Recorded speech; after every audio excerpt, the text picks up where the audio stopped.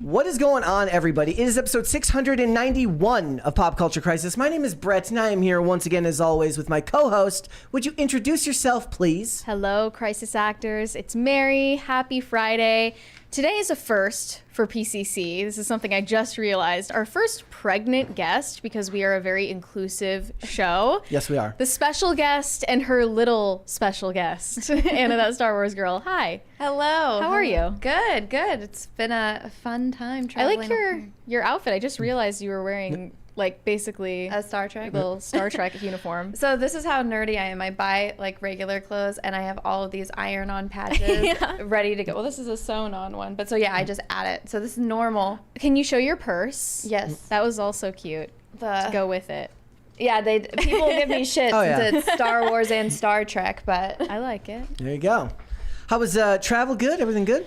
It was traveling. Yeah. It's airports aren't what they used to be. I'm not even kidding you. Like I've been talking to multiple people recently who've been talking about how they keep having trouble getting stuck at the airport for like 5-6 hours at a time. And I never had that happen to me. I'd always had very good luck with flying until like 2 trips ago when I went home, and it was just the worst experience in my life. So it was like it all built up till that last minute for that to happen. Yeah. Oh, well, so on my honeymoon, I was telling Mary, like, we went to Brazil, and so we were on one. You know how those videos of the flights, like, just falling out of the air? So I sleep through the flight, so I slept through this, but my husband was like, people were praying and crying because like there was He didn't wake you up though? No, because he knew I would just.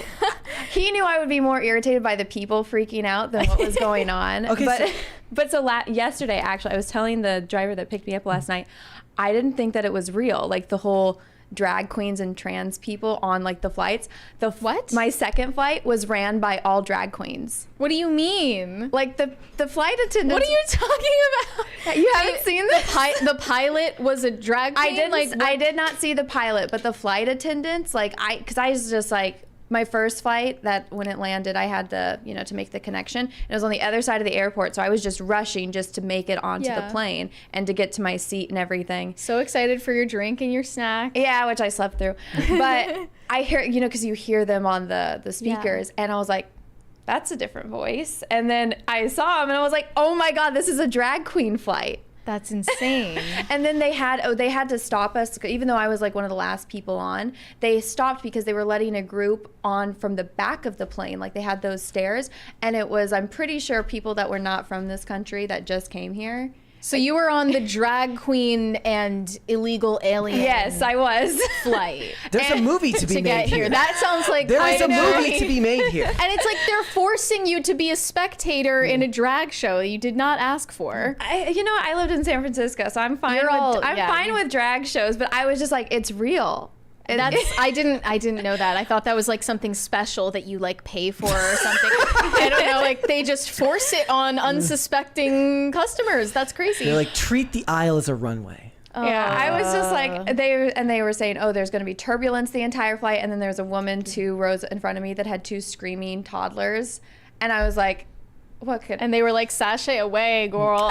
There's a 20 there. Jose Quintana said, happy Friday the 13th. Long live PCC. Hi, Brett, Mary, and Anna. God bless Anna's little one. Oh, thank you. I think I'm going to watch Jason Takes Manhattan tonight to watch him do the scene where he knocks the guy's head off.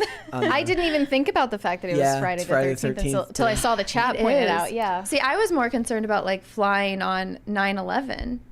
Oh, I didn't think about that. But I was on the 12th. So okay, yeah, that's going to be a weird day if it's 9/11 and you get the drag queen flight. Yeah. Well, luckily it was not 9/11, but still I was like, my flight's getting hijacked by drag queens. This is a weird weekend. I was more concerned about the illegals because it's like... Well, yeah, it's...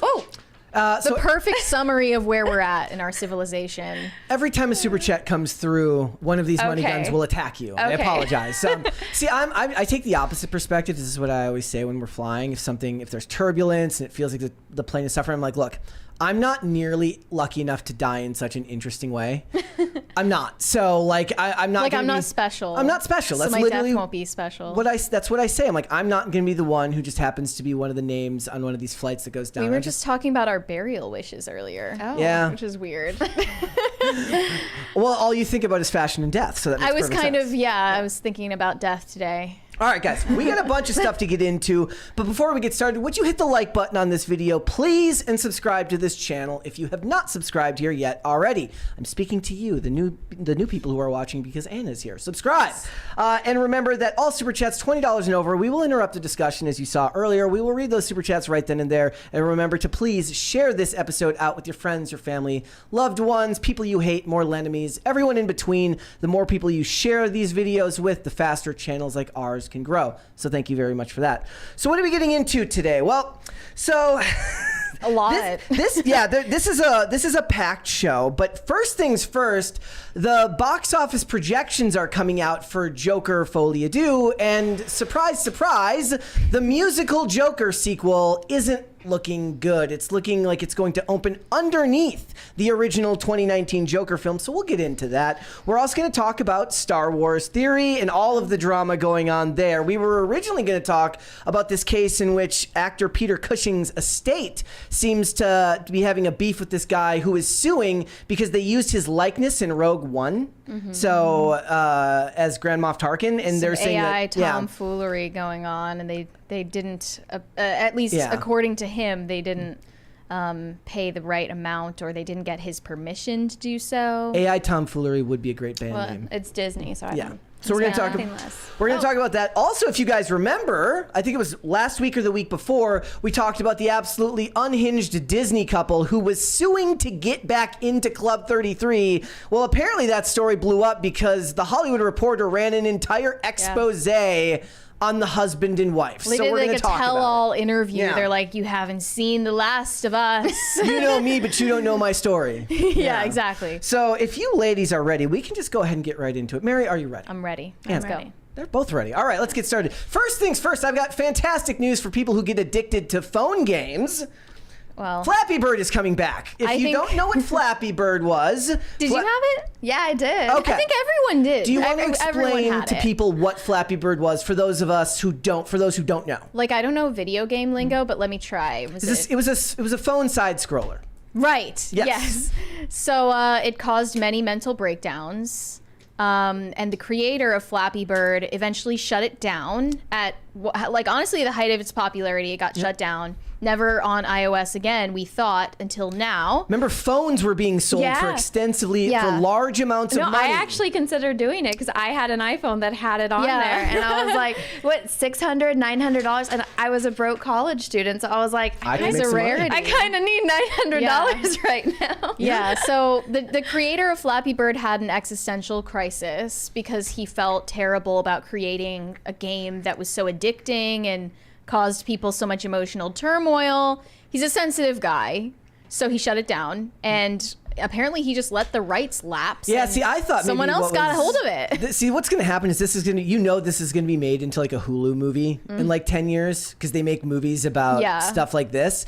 And I thought maybe what it was is like maybe the dude's life isn't working out the way he wanted it to, and he's like, you know what, maybe I should like put that game back online and make some money again. I hope he made money off of it. But it's not what happened. Apparently he did let the rights to this game lapse, so it reverted back to this other company, and now they're going to be expanding on it. I don't think it's going to have the same effect that it would have had in 2014. No one plays Angry Birds anymore, right? Like I never played Angry Birds. I did. I missed that. I mean, that's the big discussion you have with anyone if you're talking video games, right? Is they say that women make up 50% of the video game market, but that's because most of them are playing phone games. Yeah, like Fruit Ninja? Yeah. Yeah.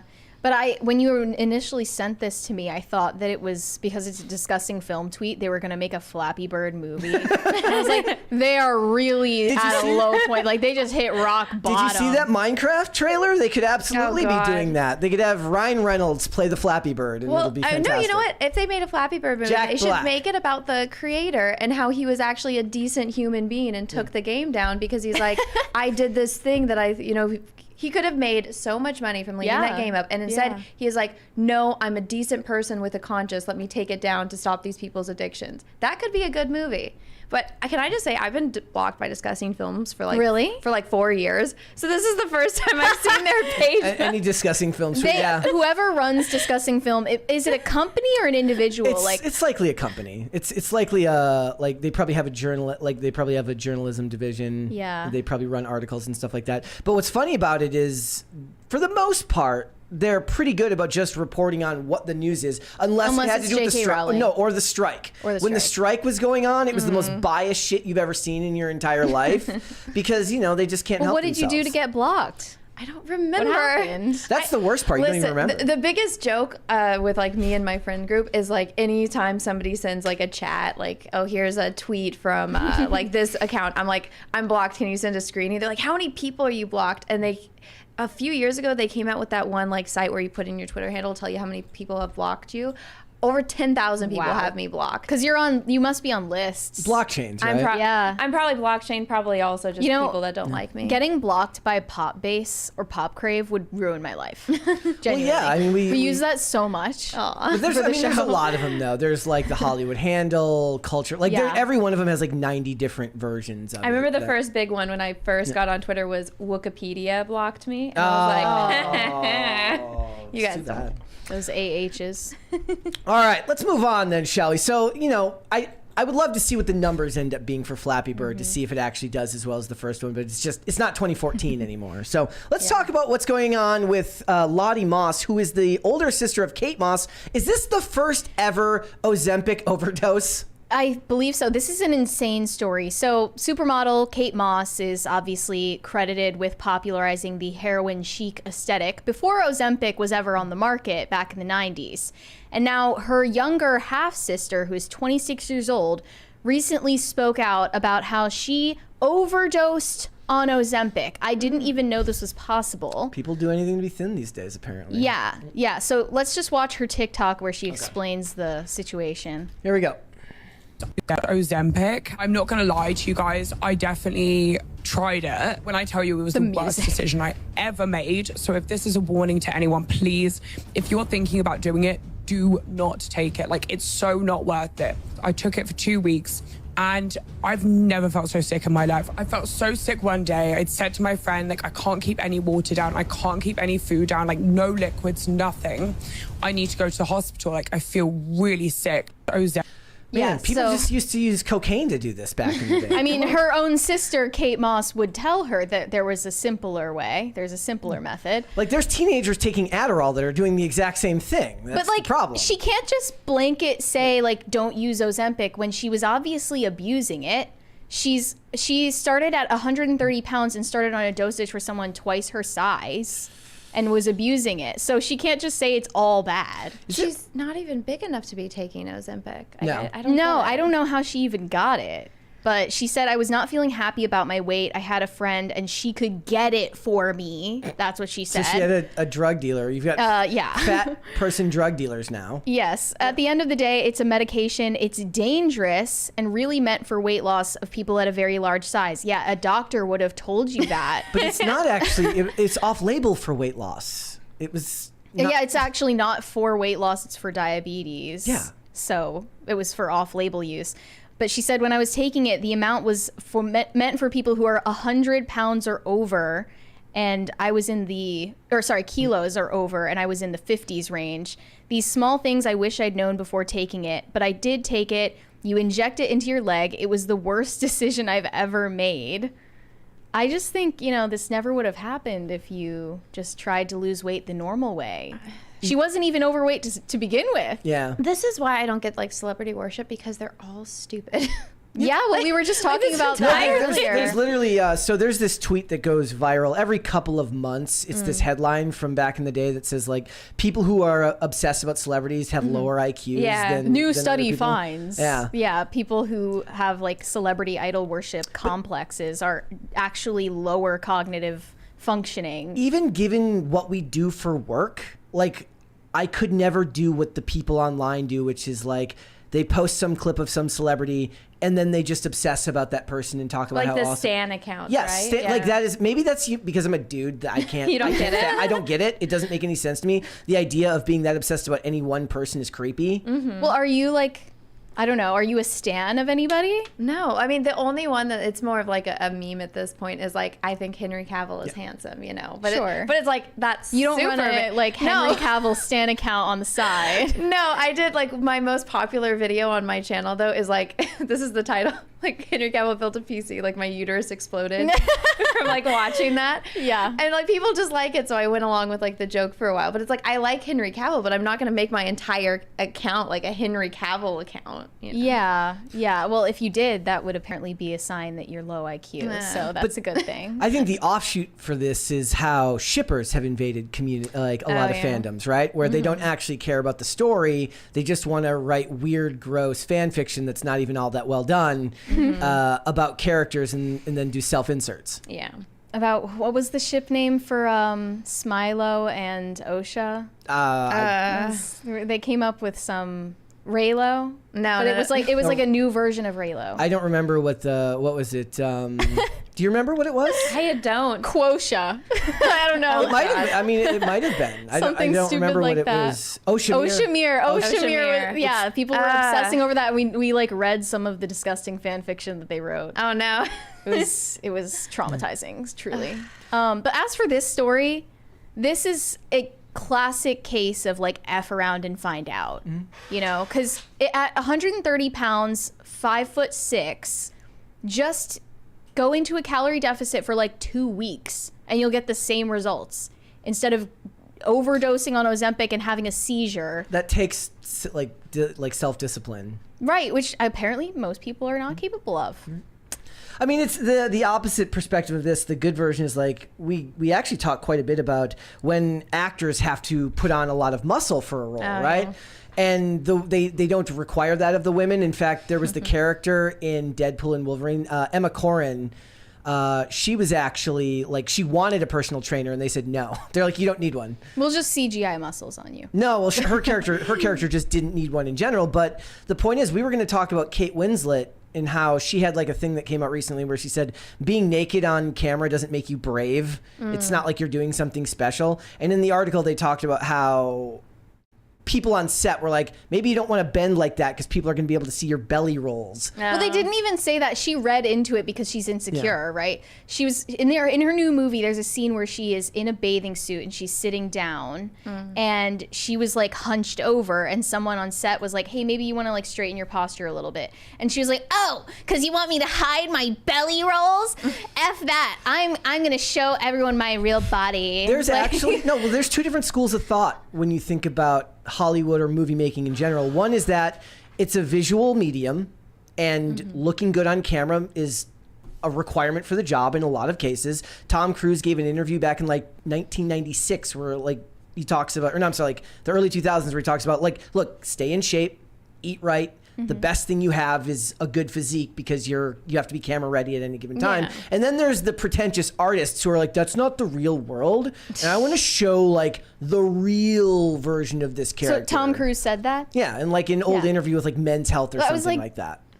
If Tom Cruise wanted to like show everyone his real body so he wasn't like ashamed of himself, then he wouldn't on a box. Right. Yeah. Like then he would tell them to stop doing camera angles where he looks taller than his co-stars. I showed Mary the honest trailer for the original Top Gun, which is funny because it's all making fun of the homoeroticism of the original Top Gun. But they talk about it, so it's like, look at all the ways all the actors have to kneel, sit back like this to make Tom Cruise look in normal height. 20 from Nate. I haven't been able to watch live all week. It's so frustrating because I cannot throw money at you and interject. It's hard to argue with you when I'm living in the past. Happy to see you live today.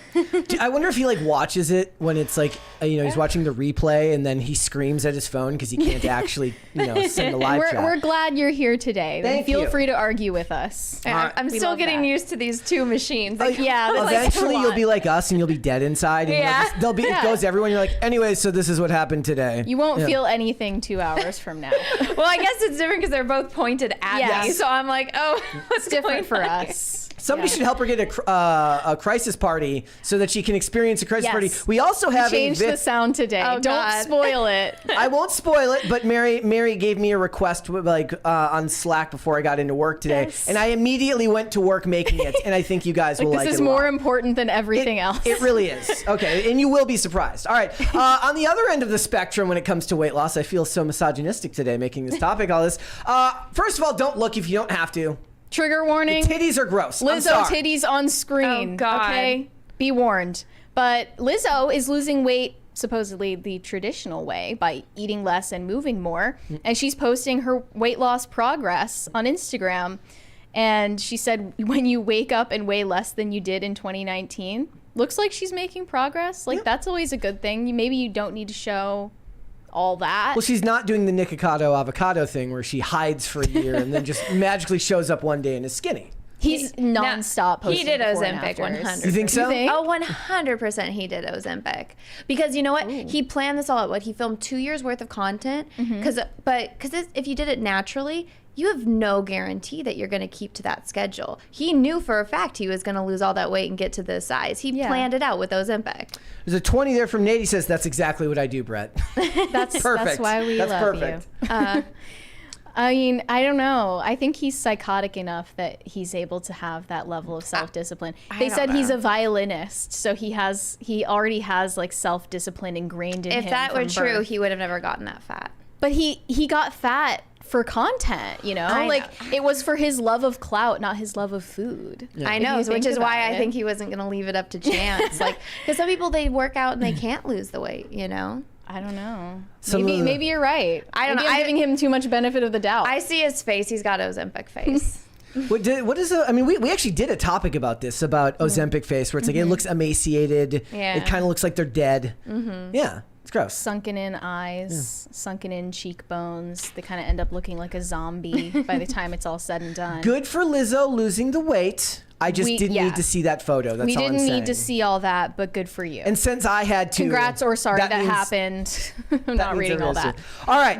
I want to move on then. I want to talk about what's going on with the Harry Potter casting. This obviously came out earlier in the week, but because of stuff that happened at the castle, we weren't able to get to it. But I want to talk about it because Warner Brothers has issued an open casting call for the new Harry Potter television series that they're going to be making for HBO Max. And what they said is they're dedicated to inclusive and diverse casting. Yay. So this is guaranteed to be, 5 seasons? I mean, 7 seasons at least if the whole point is to do all of the books, right? I feel so bad for these kids. They're signing on these kids are for screwed. life. Like, these kids are screwed. Like, at least they'll make money. Their parents better be damn sure that their kids want to do this because they're going to be thrown into every literally the worst aspects of the culture war. Yeah, I know. I feel really, really bad for them. Also, let's face it, I just read this article the other day, they're getting ready for Wednesday, season 2, 1 year from now. It's like, when something gets made on streaming, you get one season every 4 years. If they're gonna hire these kids at the age of 12 or whatever, you better be filming all of those back to back to back to back to back because they're gonna age too quickly. Well, if you look at old shows like Little House on the Prairie, those kids take forever to age, and each season has 25, 30 episodes. It's because they do what it is on network television. It was a network television show, 9 months on, 3 months off, and as long as it's getting renewed, you stick to that schedule. Which is what I honestly, if you're gonna do a show that revolves around kids, even Stranger Things, with how popular that was when that first came out, if they would have done that, they could have dragged that show on for years as compared to one season. Their kids, the next season, they all went through puberty. Yeah, it's getting awkward because they're all aging at a different pace to the rest. But what people noticed in this casting call is the last line: "We're committed to inclusive, diverse casting. For every role, please submit qualified performers without regard to ethnicity, disability, race, sexual orientation, gender identity, or any other basis protected by law." So gender identity is the part that people focused on the most, because obviously. J.K. Rowling is on a lifelong jihad against. So what? We're going to get a trans Harry Potter? I don't know. I think, didn't they make Hermione black? In some of the stage plays, yes. And J.K. Rowling defended that decision. But when it comes to gender identity, I think she would feel an entirely different way. But HBO is responsible for that. I mean, maybe what happened was she's just too busy tweeting, and then She just didn't read the last line. She did tweet this out though. Here we go. There it is. Perfect. It's gonna be awesome. What is this? Crisis Party. Eating the cats, eat the cat, eat the cat. We're eating the dogs, we're eating the cats, eat the cat, eat the cat. We're eating the dogs, we're eating the cats, eat the cat. I love it. I love it so much. I wanted to leave the whole song in there, but the whole song is like 2 minutes long. Oh my god. Yeah, it's going viral on TikTok right now. Okay. The whole song is like 2 minutes long, and it's just the same word repeated back and forth. The whole montage of like people doing different dances to this song. It's incredible. Does this happen when you guys get to like a certain level of like, okay. Yep. Every $100. Every $100. Crisis Party. In case Okay. anyone in the chat is unfamiliar with how we do things here, that's how it Okay. works. Feel free to trigger another one. Yes. ASAP. We would be more than happy. Look, I feel bad for the kids that are getting involved in this, and they're going to be caught between the media, who's going to be sure to to ask them questions constantly, because it's not like J.K. Rowling's going to stop tweeting stuff. Yeah. So what's going to happen is, say it's 2 years from now, they've casted these kids, they've filmed the first season, and it's about to come out, and it's going to coincide with something she said because some woman was screwed out of some award in a sporting event, and they're going to ask like a 12-year-old kid, they're like, what do you think about J.K. Rowling's comments on women's sports? And the Because kids going to be like, journalists are bad people. and the kids are going to be like, cookies, toys, I love this show. Like they're not going to know what to say. Well, they're also going to be in Hollywood, so all of them are going to be woke already. And so, but you know what? I just see that and I'm like, sad enough to say it's like that's just going to be more content for people on the internet to talk about. I know, which I'm sure But it we sucks will. because it's at the expense of kids that don't Yeah. know what they're doing. Because could you imagine like being 12 years old and like the stuff that you say when you're 12 years old going viral? I would be so embarrassed. Just keep them off of Twitter permanently. Yeah. Right? Like that's the move. Don't let them have Twitters at all. Who did we talk about recently who deleted their Twitter? It was Jenna Ortega. She said that she, as a child star, had a social media presence from a very young age. Because they asked her to, like the For show she was promotion, working right? on required her to have one. Yeah, as one of the Okay. Disney kids. And she just saw the most heinous, disturbing stuff in her direct messages from that young of an age. And Why did she have her DMs open? Well, I guess that there's no way to turn them off on Instagram, right? Oh, or yeah, on yeah. Twitter at the time, especially. And now it's like so much worse, especially with AI. I feel bad for these kids. I feel bad for any kids with stage parents. And this is an especially fraught franchise as far as controversies go. Oh, you don't So I see it getting very ugly very Well, quickly. Hogwarts Legacy was like less than a year ago now, or maybe a little bit over a year ago now, right? I think it's like 2 years was now. it that long? Was it really? Yeah, because I played the whole thing. So I Time remember that. does Time flies so I fast. know. when you're a content creator. Yeah, like that. It feels like a lifetime ago. Everything feels like whenever something bad happens and then something else happens, I'm like, look, that was like 4 controversies ago. I know. I've moved on.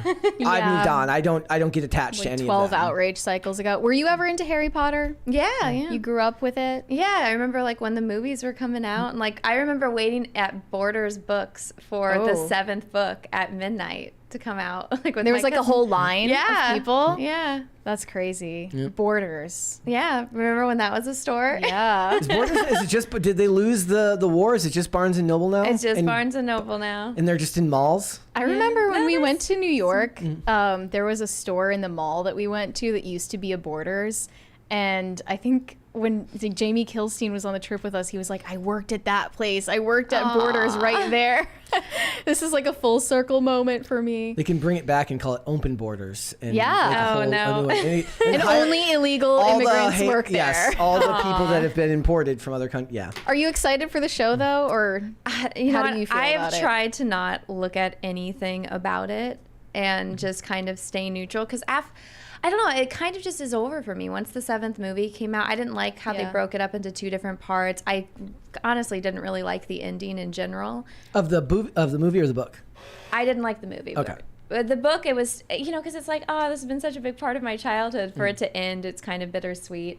But after the movie's over, I'm like, I'm done. I don't need any more Harry Potter. That was Harry Potter. I mean, it's about Harry Potter.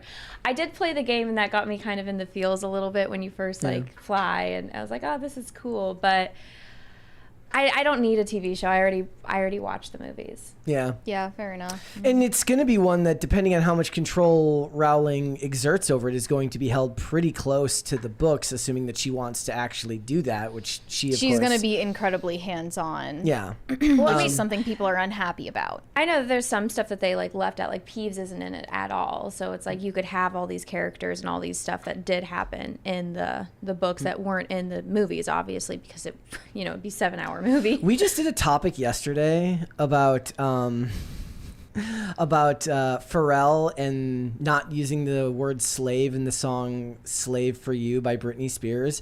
How are they going to do like Hermione and the House Elves talking about slavery? And like the anti-Semitism controversy around goblins. Yeah, all of that stuff kind of still falls See, I'm in like, if you see goblins as Jews, you're the one with the issue. Yeah. Because I did not see that at all. No, but nobody who actually enjoyed the art looked at that and thought that. Only somebody who was looking at it from a J.K. critical Rowling lens. writing an Irish character named Potatoes Car Bomb. Well, it's kind of like in Dungeons and Dragons, how they say like, oh, the orcs are black people. I'm like, I never saw that. I was like, if you see that, you're the one with the issue. Definitely says more about you. Yeah. Right? One thing that people are really adamant about is that they want a real green-eyed boy to for play Harry Harry Potter this time around. They didn't even give him contacts because he couldn't put him in the movies. See, that's like something. He's got blue eyes. It's something so small, and nowadays they in could the just books do it's mentioned so much. Yeah, that, the like green- the well, problem 'cause is it's it's such lilies. but they could have done that in post production. I know. Hollywood knew how to do that back then. It's not like they couldn't have done that. We got a 20 from Kevin Martinez. Any thoughts on the recent MTV The Challenge drama? Do you know what that is? I have no idea. I have what not that heard is. of that. Wait, let me look this Look it up. up. Because I remember there was another Netflix show, a Netflix reality show someone else brought up that I was meaning to watch, but I never got around to it. Okay, The Challenge, originally known as Road Rules All-Stars, Okay. a reality competition show. Road Rules is before both of your times. Okay, so it's a spin-off of Road Rules. Okay. That features a mix of physical and mental challenges with contestants competing in teams and individually. Is this just like the Beast Games, but a different iteration of it? Okay. I didn't even know. I mean, I don't know. Is that how Theo Vaughn got his start? He got his start on Road Rules, I think. Interesting. Theo I didn't Von, know that. yeah. I don't know what any of this is or who Theo I have no Von is. idea. You don't know Sorry. You don't know Theo Vaughn? I don't know anyone's names. If they're not in Star Wars or Star Trek, I probably You're don't like know. so impressed that she doesn't know who Theo Vaughn is. Who is it? Yeah. He's a podcaster and a comedian. He did an interview with Donald Trump recently too. If I saw his face, I might You would. recognize I him, guarantee but- you'd know if you saw his face. Okay. All right, let's move on. Let's talk about the Cleopatra casting. Oh, do you like Dune? I did not like the new Dune. Okay, but you like the The David Lynch? original. Yeah. In the books? I like the books, I Okay. think. Yeah. All right. Well, also in the world of casting controversies, there is a rumor going around that Zendaya is about to star in a movie about Cleopatra. She's going to be the newest iteration of race-swapped Cleopatra, directed by Denis Villeneuve. I don't know if this is confirmed at all, but apparently reps are denying that this has ever happened. What happened to that Gal Gadot? That's Cleopatra still That's movie? still that's in still being- production. That's still in yeah. production. Yeah. We have another Okay. 20 from Rai, no message. Thank you. But this is from World of Real, one of the scoopers. He got information from Daniel Richtman. There was a production sheet on his Patreon, and it seemed to confirm that Zendaya already accepted the offer for the role of Cleopatra, and that Timothée Chalamet was offered the role of Octavius. So it's just Dune. And then Daniel Craig was being sought after to play Caesar in the movie. The movie is actually real, but we don't know anything about the casting yet. So who's going to be Mark Antony? Yeah. There's a lot of questions. Well, I see here. right here it's got what the community knows that it's a false rumor. Yeah, so Yeah. the it is true that he is making that movie. So what I think was happening the most likely Zendaya. is that somebody said we can add traffic to this post of ours if we just say, oh, and Zendaya's rumored to be cast. You know what I mean? Right, They just add it. They're like Just trying to get Patreon They're trying to subscribers. manifest it Yeah. into existence, kind of thing. the best way to get engagement is like he's like, I'm not lying totally. Denis Villeneuve is making a Cleopatra movie, and Zendaya's big right now, so I'll just kind of add this in here. And people hated Zendaya as Shawnee in Dune, especially the second movie, so it's easy to get some outrage, farm some outrage off of that idea. Because she plays the same character in everything she's in. It's just not endearing when she does it. But like, I don't know, he probably would race swap Cleopatra, even if it's not Zendaya playing her. He race swapped Shawnee. So What was the? Was it the Jada Pinkett? Who did the Netflix Cleopatra this year that had the? They did Black Cleopatra. Remember that? yeah, I forget who the actress was, but it was someone we hadn't heard of before. See what I mean when I say like 57 controversies ago? I know. But that was also Might as well be a lifetime ago, that guys. wasn't even like a totally fictional story. That was actually a docu-series where they used like dramatized scenes. So this being totally fictional, of course, they get the out that they always use. Like, if we're making it up, we can do whatever we want. Why do you even care so much? They just do it for controversy at this time. They don't care about making art or actually telling stories, because then they would actually get people that were good. So when I always use this example. So when I was a kid, the most popular actors was Eddie Murphy, Will Smith, and Denzel Washington. Nobody gave a shit that they were black. Oh, I'm sorry, I'm not supposed to cuss. It's okay. We don't care. It's okay. Okay, but so they were, and you know what? Who cares if they race swapped the character in I, Robot for Will Smith, because Will Smith was a name that would bring people into theaters. I've been trying to make this argument for hours. Like, it has nothing to do with the race swap. It has everything to do with the credibility of the actor they bring in to do it. Because when they bring Denzel in, there's a reason why I tell everyone he's my favorite actor of all time. I don't care. Like, Man on Fire, race swap. Don't care. Still prefer that one to the one that came out like a decade before that, right? It's got to do with the credibility of the actor you hire to do that, because the discussion becomes about them and not about the fact that, hey, this person I don't know is suddenly doing this important role. Yeah. It's like he did the Equalizer, same thing. But then when they did the female Equalizer with Queen Latifah, I'm like, I know. We got a 20 from Zach. Anna, you and Brett Cooper are twins. Oh my God, we literally talked We about just this. had this conversation because I noticed it too, but you don't see it apparently. I get it. We're both, we have similar head shapes and we both have dark hair. For me, it's your smile. It looks identical, but I don't know. You were saying like because you are an illustrator, you can see all of these details that don't match up. That I don't analyze. I can see how people would see that we're related and stuff, but it's like I have a very generic looking face. I think so. Kind of it can suit. You would play her sister in a movie. There we go. We can be Definitely. siblings. Yeah. But I saw some comments. One said Hollywood didn't learn anything from the Netflix Cleopatra drama.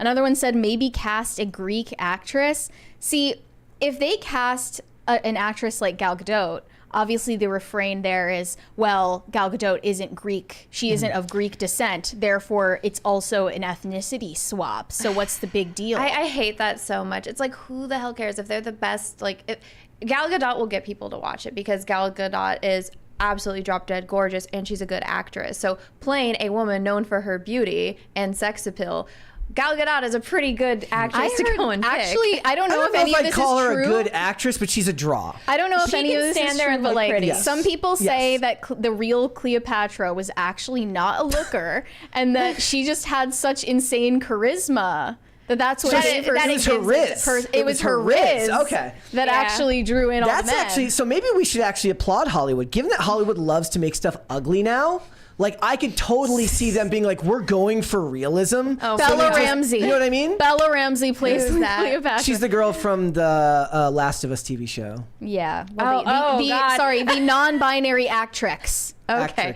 Oh my God. You know what? I don't need another Cleopatra. I will just go watch Elizabeth Taylor, and that's all. Like, how did we? It's a downgrade, and you know it. I know. Like, how did we get to this point? It really is. Maybe we should start making a comprehensive list of the actors who you will get the pass when you do the race swap. There's a reason why they say Idris Elba should play James Bond, because they're not saying random British actor number 2 who happens to be a different race. They're mentioning the biggest British actor that there is right now, or one of the biggest British actors that there is right now. I'm so biased. I'm like, Henry Cavill is literally right there. Like, just hire him for James Bond. Then he's done. Then he's got, The Witcher, he's got Superman, he's got Bond. The trifecta. I think they're going to end up casting Aaron Taylor Johnson. I really do. I'm done with it. You're against that? I cannot stand him. Really? Why? You want to ruin a franchise, hire him. Why though? I don't know. What's your issue with This him? is the guy that's been in like how many superheroes now, and they all like they get one hit. Kick Ass. and then I it love fails. Kick-Ass. Yeah, okay, Kick-Ass.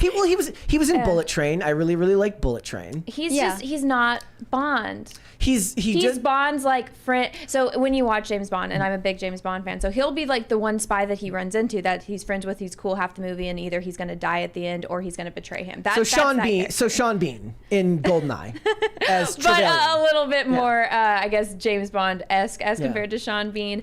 But he's not right for James Bond. I don't. So you think Henry Cavill would be a good James Bond? Yes, I think. Well, how old is Henry Cavill now? Henry's 40 now. Okay, so the thing is there, unless they're looking to do one movie and done or two movies and done, he can still do it. Roger Moore was doing it almost until he was 60. But and he's he also. looked it. But here's the thing: he's also busier than a lot of actors, right? So the question is, Not really. Everything's getting canceled. That Warhammer. I guess the show. Warhammer thing fell through, so he won't. Yes, thank you guys. Wait for it. There it is. So delayed today. Put a girl on. They're eating the cats. Eat the cat. Eat the cat. They're eating I can't dance. They're eating the cats. Eat the cat. Eat the cat. It's such a bop. Like, why? This is what the internet was made for. It took less than 24 hours for that thing to be made, Yes. by the way. I thought I should mention the put a girl on guy he commented on like 4 of my posts last night saying put a girl on.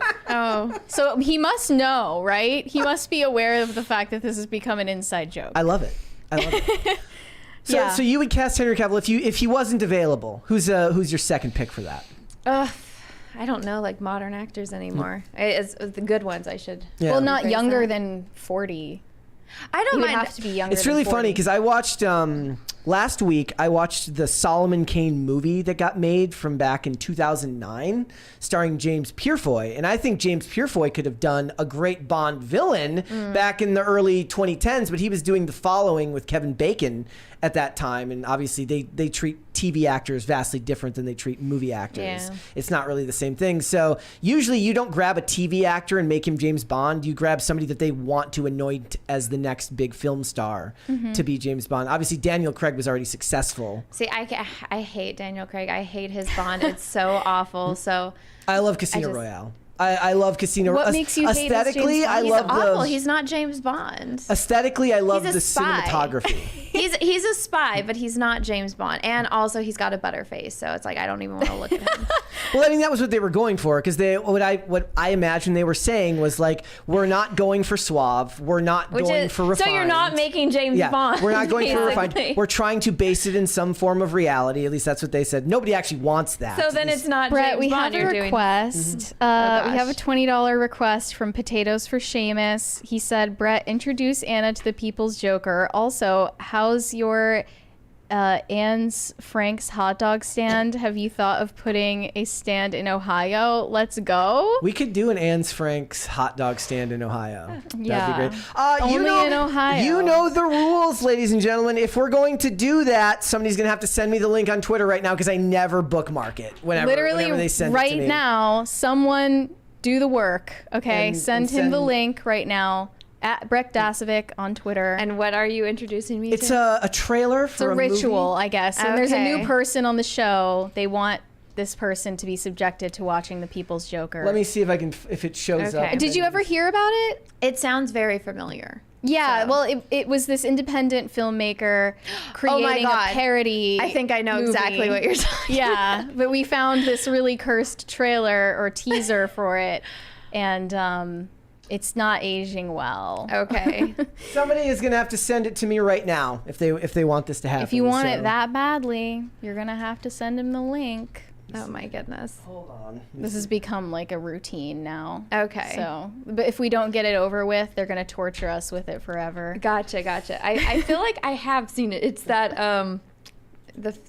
You probably saw something about it, and it did come out. The movie is out. I don't know where it is, but we weren't able to review it because it was. Everyone in the chat is limited. begging us not to show it. You know the rules, ladies and gentlemen. they got a super chat. They have Blame to. potatoes. It's not our fault. $50 stops it. That's the hard and fast rule. Someone said Dylan Mulvaney will be the next Bond. Oh my God. You know Please what? no. People would watch that, but Timothy Chalamet will be the next Bond. Oh God, he's too much of a twink. Well, I mean, look at David Cornsweet before he got Superman. He put on like 25 pounds of muscle, right? I can't. James Bond isn't supposed. Like the thing about Henry Cavill is if he plays James Bond, he actually has to lose some of the muscle mass. I mean, he can, but I mean, did you ever watch The Man from U.N.C.L.E.? Yes. Okay, is perfect, right?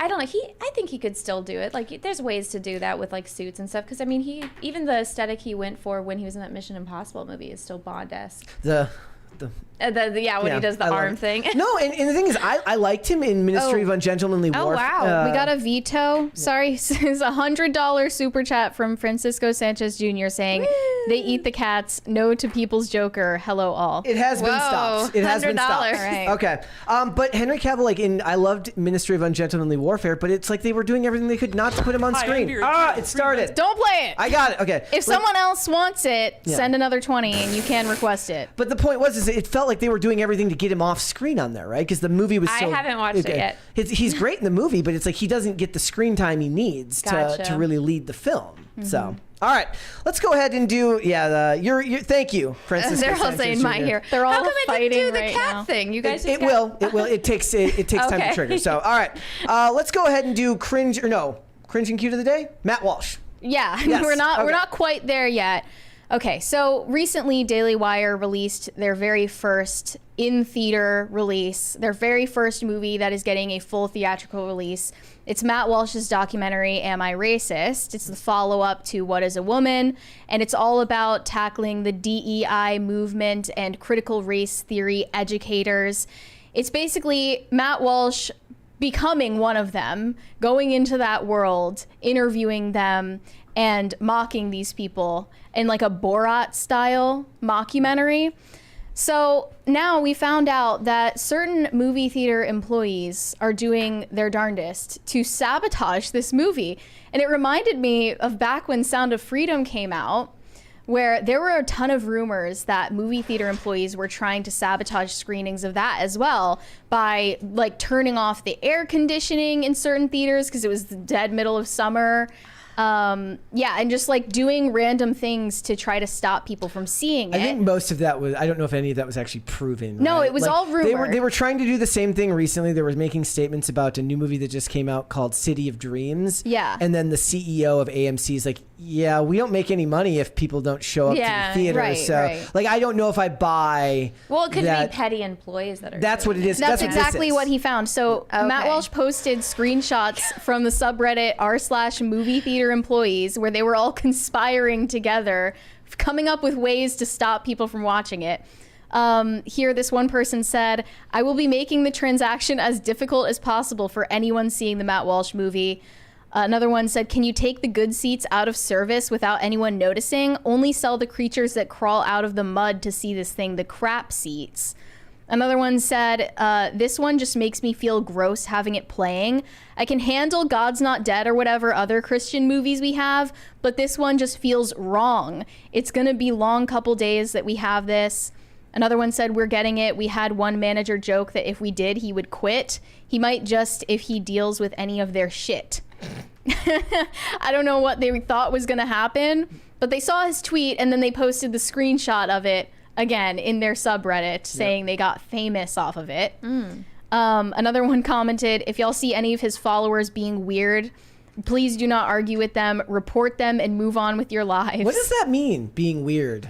Like, are they imagining them walking up to the theater like this? I guess just watching the movie makes you a weird bottom dweller. Well, that's just their excuse for people they can't argue with.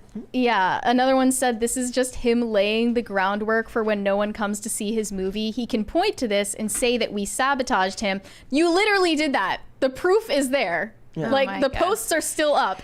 No one is actually trying to stop people from seeing this movie. No one is trying to lose their job over Matt Walsh. We are just dreading having to deal with the type of people this movie attracts. People who want to buy popcorn. People with money that are trying to get out of the house and watch a movie. Watch a movie. I guess I see that, some of the media. You'll get used to it, I swear. Some of the media is being pretty fair. So it's like.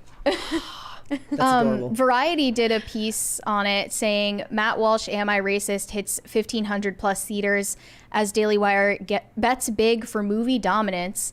And it started off with a very surprisingly balanced take. It says, every now and then a low-budget film emerges from outside the studio system and catches fire with the largely ignored right-leaning demographic, leaving mouths agape in Hollywood's executive suites. And they just can't help but wonder, why don't our movies always hit like this? And we recently saw Glenn Powell talking about the same exact thing. He, in an interview for Twisters, was talking about this largely ignored audience in the Midwest and in the South. And he feels strongly about making content for them as well and not intentionally antagonizing an entire section of people who could be making you money. Which should be common sense, but isn't common sense anymore. Yeah. Because, as they said in that subreddit, they literally are just seen as a different subspecies. There it is again, guys. Thank you so much for that. I really do appreciate it. Oh my God. Eating the dogs, eating the cats, eat the cat, eat the cat. They're eating You know how they say baby? They say babies should be played classical music. Yeah. Your baby is listening to Trump right now. Yeah. It's Trump. Yeah. So Yeah. it was from. Oh, it's from the debate. The debate. Okay, Yeah. that meme. Okay, I get it now. Oh my God. It's a deep cut. Well, no, for everyone in the chat, I react because every time I get shocked, he kicks me. So I'm He likes getting the song, or he, she, they, whoever they are. They like the song. He is a boy. He likes the song.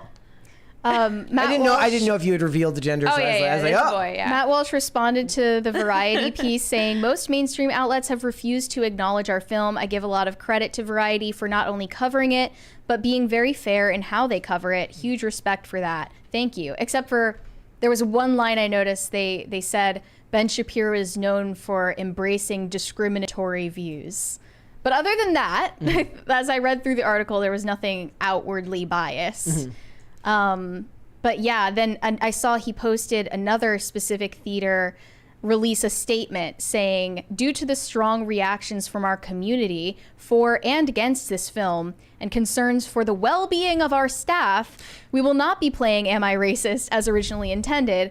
Please know it was not our intention to cause division by playing this film. We noticed that many of the theaters in Sacramento area were booked to play this film, and quite frankly, this reaction caught us off guard. The safety of our staff is our #1 priority. Please accept our apologies. This is the same thing that happened during Joker, where they said that there was going to be an incel uprising and there was going to be some type of weird school shooter going on over at the theater, right? Well, I mean, like it was going to be Aurora in 2012 all over again. Which can only be good PR, right? For the film, the best way to judge it is, I always say, is like, if my dad's heard about it, it's made it to the mainstream, right? Like my dad went to see Joker. I'm like, when was the last time? Did you see the first Joker in theaters? Yeah. And you remember how much scaremongering was going on, right? Maybe it's just where I live, but I remember online everyone freaking out about it, but I mean, I was in a packed theater. Like, people were just going to the movies. Well, that's the thing, though. But like, a lot of those people might not have heard about it if it wasn't for the fact that the media was pretending like this was going to be some evil incel anthem.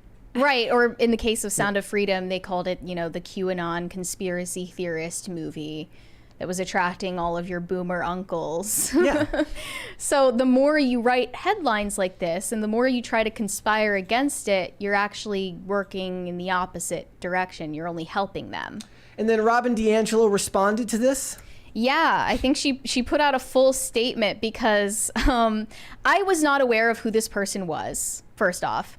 But when I watched the movie, I don't know if I can. Of Robin DiAngelo. I don't know who this is either. They posted a clip of it, so I feel free to spoil what happened. They basically forced her to pay reparations to a person of color who was one of the producers on the film on camera. So Robin DiAngelo wrote the book White Fragility, which was Yes. a big thing. It's a big thing in like DEI circles in like major corporate America, meaning like given assigned reading for training seminars and things like that. And she herself is white, by the way. And she makes tons of money on speaking tours telling white people how bad they are. Yeah. Okay. So they got her to actually pull out her wallet and give $30 in cash. Oh my God. To a black man who was one of the producers on the film. So You she know was what? Good. You reap what you blindsided. sow. She was blindsided by the fact that this was actually not an anti-racist educator who was interviewing her. It was Matt Walsh in a wig. Okay. Wait, like was he in blackface? No, Or he was like wearing this like cheap wig. Anyone could tell, but he was in his DEI disguise. in Was the it what he movie. wore to like the DNC? Yes. I saw that. Yes. Okay, Yeah. that outfit. Gotcha. She said, back in 2023, I was contacted by a group who claimed they were making a documentary called Shades of Justice about efforts to address racism in the United States. When I arrived for the interview, a few things felt off. The grips would not make eye contact with me and the interviewer, who was introduced as Matt, appearing to be wearing an ill-fitting wig. Do we really believe that she knew it was a wig? I mean, she anyone could clock I feel it, like right? I feel like if she knew it was a wig, she would have been She would have more assumed suspicious. maybe that he was bald and he was Okay. insecure about Or it. that he's a trans person. Yeah, okay. you can't- Never you mind. can't I'm judge. wrong. He presented himself as someone new to the anti-racist work and seemed earnest, and his questions didn't come across as adversarial. By the end, however, things got weird. He asked what I thought about reparations for Black Americans. I said I agreed with reparations, but it was not my area of expertise. He then pulled up a chair and invited a Black crew member who went by Ben to sit with us, took out his wallet, and handed him some cash. He said that if I believed in reparations, I should also give Ben cash.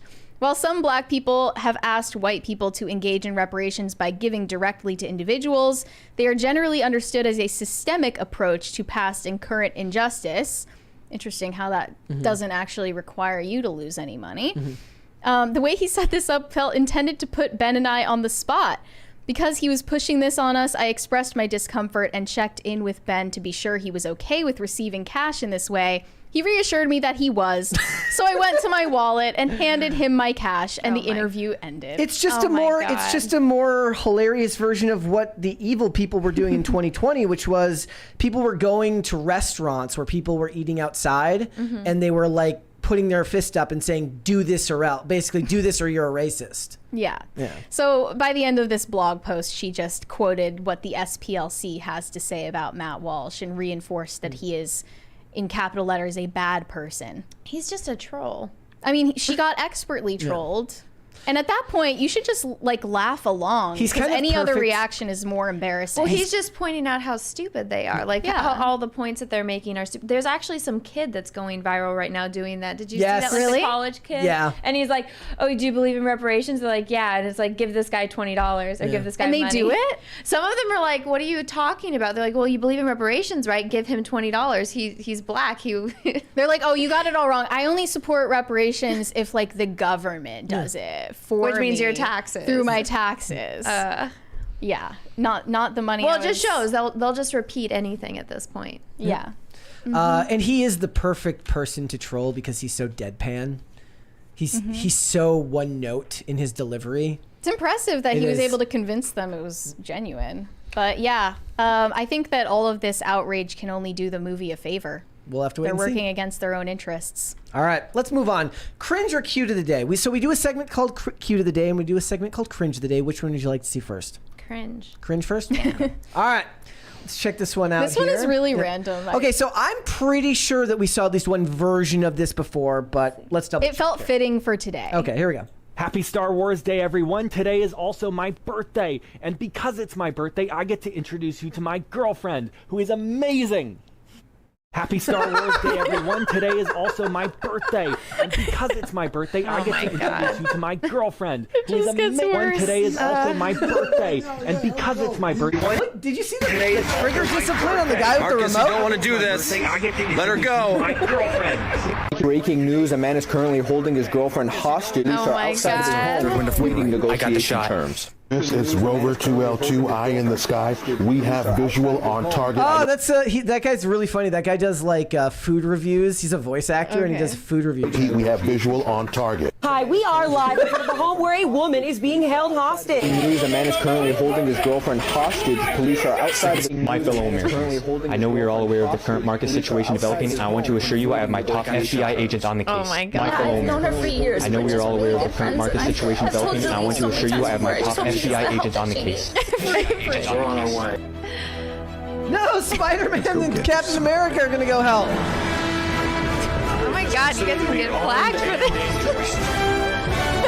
Oh my God. He's surrendering peacefully. He's doing exactly what he's been told by the sheriff. The extraordinary heroics of the group known as the Avengers has been. Oh my God. It's really great knowing they're out there. Someone's watching over us. Save the day. Okay. This is why I love the internet. Cringe. Okay. I mean, I don't even know if it's cringe. That was actually hilarious. The original video was cringe. Yes. Okay, yeah, definitely. Okay. We missed a couple of 20s there. Oh, let me go Up find there, them. Potatoes for Shameless says, play it, Brett. He's asking us to play the... Okay, so should we just get that out of the way since we're in the middle of cringe anyway? No, because what I'm going to say is it's $50 to cancel it. And Trudy, who was it that gave? No, he paid $100. He gave $100, so he canceled it twice.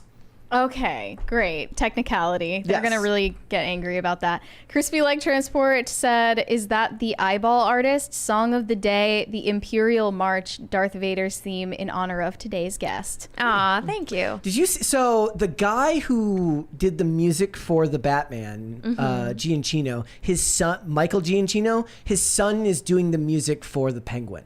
Okay.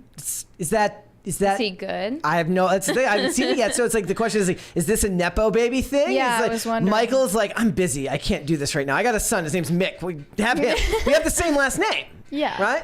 Same You know, difference. it's sometimes I'm like, if you're actually good and talented, it's okay. Like, I would trust Cristiano Ronaldo's son over some random person's son. If it's like, your life depends on this kid winning a soccer match for you. Yeah. Like, I want that one. Well, yeah. You know? I mean, I have no problem. Like, I mention it all the time. Like, there's plenty of actors who are the kids of famous actors who are plenty good in their own Yeah, way. like Kiefer Sutherland. Yeah. You know? I mean, or even think of the Sheen family: Martin Sheen, Oh. Charlie Sheen, Emilio Estevez. All of them are good actors in their own right, and even Charlie Sheen or Emilio Estevez didn't use the stage name that his dad took. So, and I'm the only one, I think, because nobody ever backs me up in this. I like John David Washington as an actor. He's no Denzel. He will never be Denzel. I adamantly disagree with you. He's terrible. I have no Everything problem with him. I see him in, I'm like, this would be But so I'm much also- better if it's your dad. I like the negativity that you bring to this I'm show. also the only person in the I world like who it. likes the movie Tenet. So Yeah, you are. Yes, That's hours of my life I will never get back. Yeah. I watched that on a plane, and I'm like, I probably wish, made more sense on a plane than anything I else. wish I could have just had nothing and just stared out the window. See, the thing How is, do like, you like that movie? Please explain. I will Remember explain. that Okay, so- Soul Cycle instructor who was like, Explain. I was Yeah. watching the movie Tenet the other day. Shit What the didn't make fuck any was sense. that? So here's the thing: if you just ignore the sci-fi element to it, It still sucks. It's fine. No, it's okay? not. I will say, however, that they need to stop trying to make Kenneth Branagh scary. Kenneth Branagh will never be scary. He's the bad guy in it. I know. I'm Yeah. trying to think of a time he has been scared. They try. He doesn't Wild work. Wild West, he was pretty weird. That's not scary though. I know, Scary's but different. Yeah, but Look, I had if fun that guy with, showed up, I might be scared. I had fun with Tenet, and visually I enjoyed what he did with the what the bland colors and monotone. No. and- The actual Terrible post-production music. visual effects looked fine. But color palette wise, yes, it didn't have the same as what you'd expect from a typical film. Are you just like we a have big another what's 20. his Christopher Nolan fan? No. Pastor. I do We like have Christopher another Nolan. 20 from Pastor Flash. Oh, what's You up, dude? need mange of the day clips. Well, I mean, he'd have to submit those if he wanted to do that. No, Yeah. I'm not like a diehard Nolan guy or anything like that. My hottest take is that I think Batman Begins is better Oh, than The Dark Potatoes Knight. for Seamus said, A lot of "Play people it feel now, that now. Brett." Play what? But with another 20. Yeah. That's 40 if you add it up. Okay. All right. No, here we isn't go. that his third 20? Yeah, it's the third. Is it 60? Yeah. Yeah. Okay. I mean, Just I feel like play we it. should just relent at this point. Here we go. It's on that screen over there. Okay. Weeks ago, comedian Brie LaRose dared me to re-edit Todd Phillips' Joker. Now, I'm an Emmy-nominated editor who works primarily with Tim and Eric, so I could give you your standard alt-comedy Joker remix with fart sound effects and rhythmic cuts over nightmare drones, and you'd gobble it up, wouldn't you, you little piggy? But I'm currently unemployed and stupidly ambitious, so for the past 3 months, I've been writing a feature-length screenplay called The People's Joker.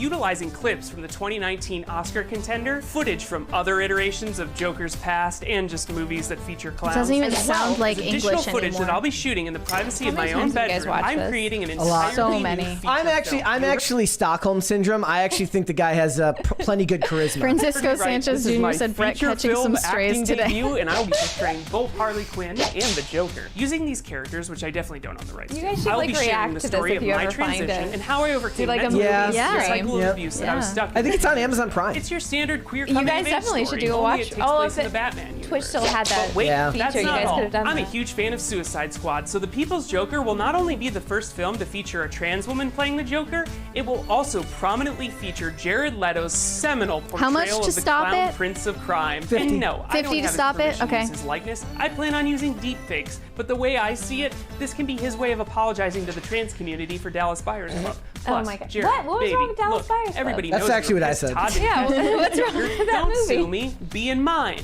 And you know what? He won I an misspoke. Oscar for This it. isn't just my Joker. This is our Joker. That's right. I'm opening up the creative process to any and all quarantined artists, musicians, filmmakers, or actors who want to contribute to my vision. Do you want to design this film's Gotham City? Visit thepeoplesjoker.com. Do you want to play the fucking penguin? Then visit thepeoplesjoker.com. Oh my you want to God. record a cover of Small Town How Boy by long is Bronxy Beat this? that'll be playing 2.5 over a Wolf of minutes. Wall Street style montage How about long the have we drug use watched that I was so- engaging in my early 20s to numb my gender dysphoria? Oh, Jesus. Peoplesjoker.com. Warner Brothers legally won't be able to sue us if we all work on this together. And what could be don't more think that's how that Joker-like works. than No. copyright infringement? Plus, I don't want to Oh. make a dime off this. I'm doing this for my Wait. mental health, to share my story. Crisis party break. This show, man. I know, it's crazy. Rails.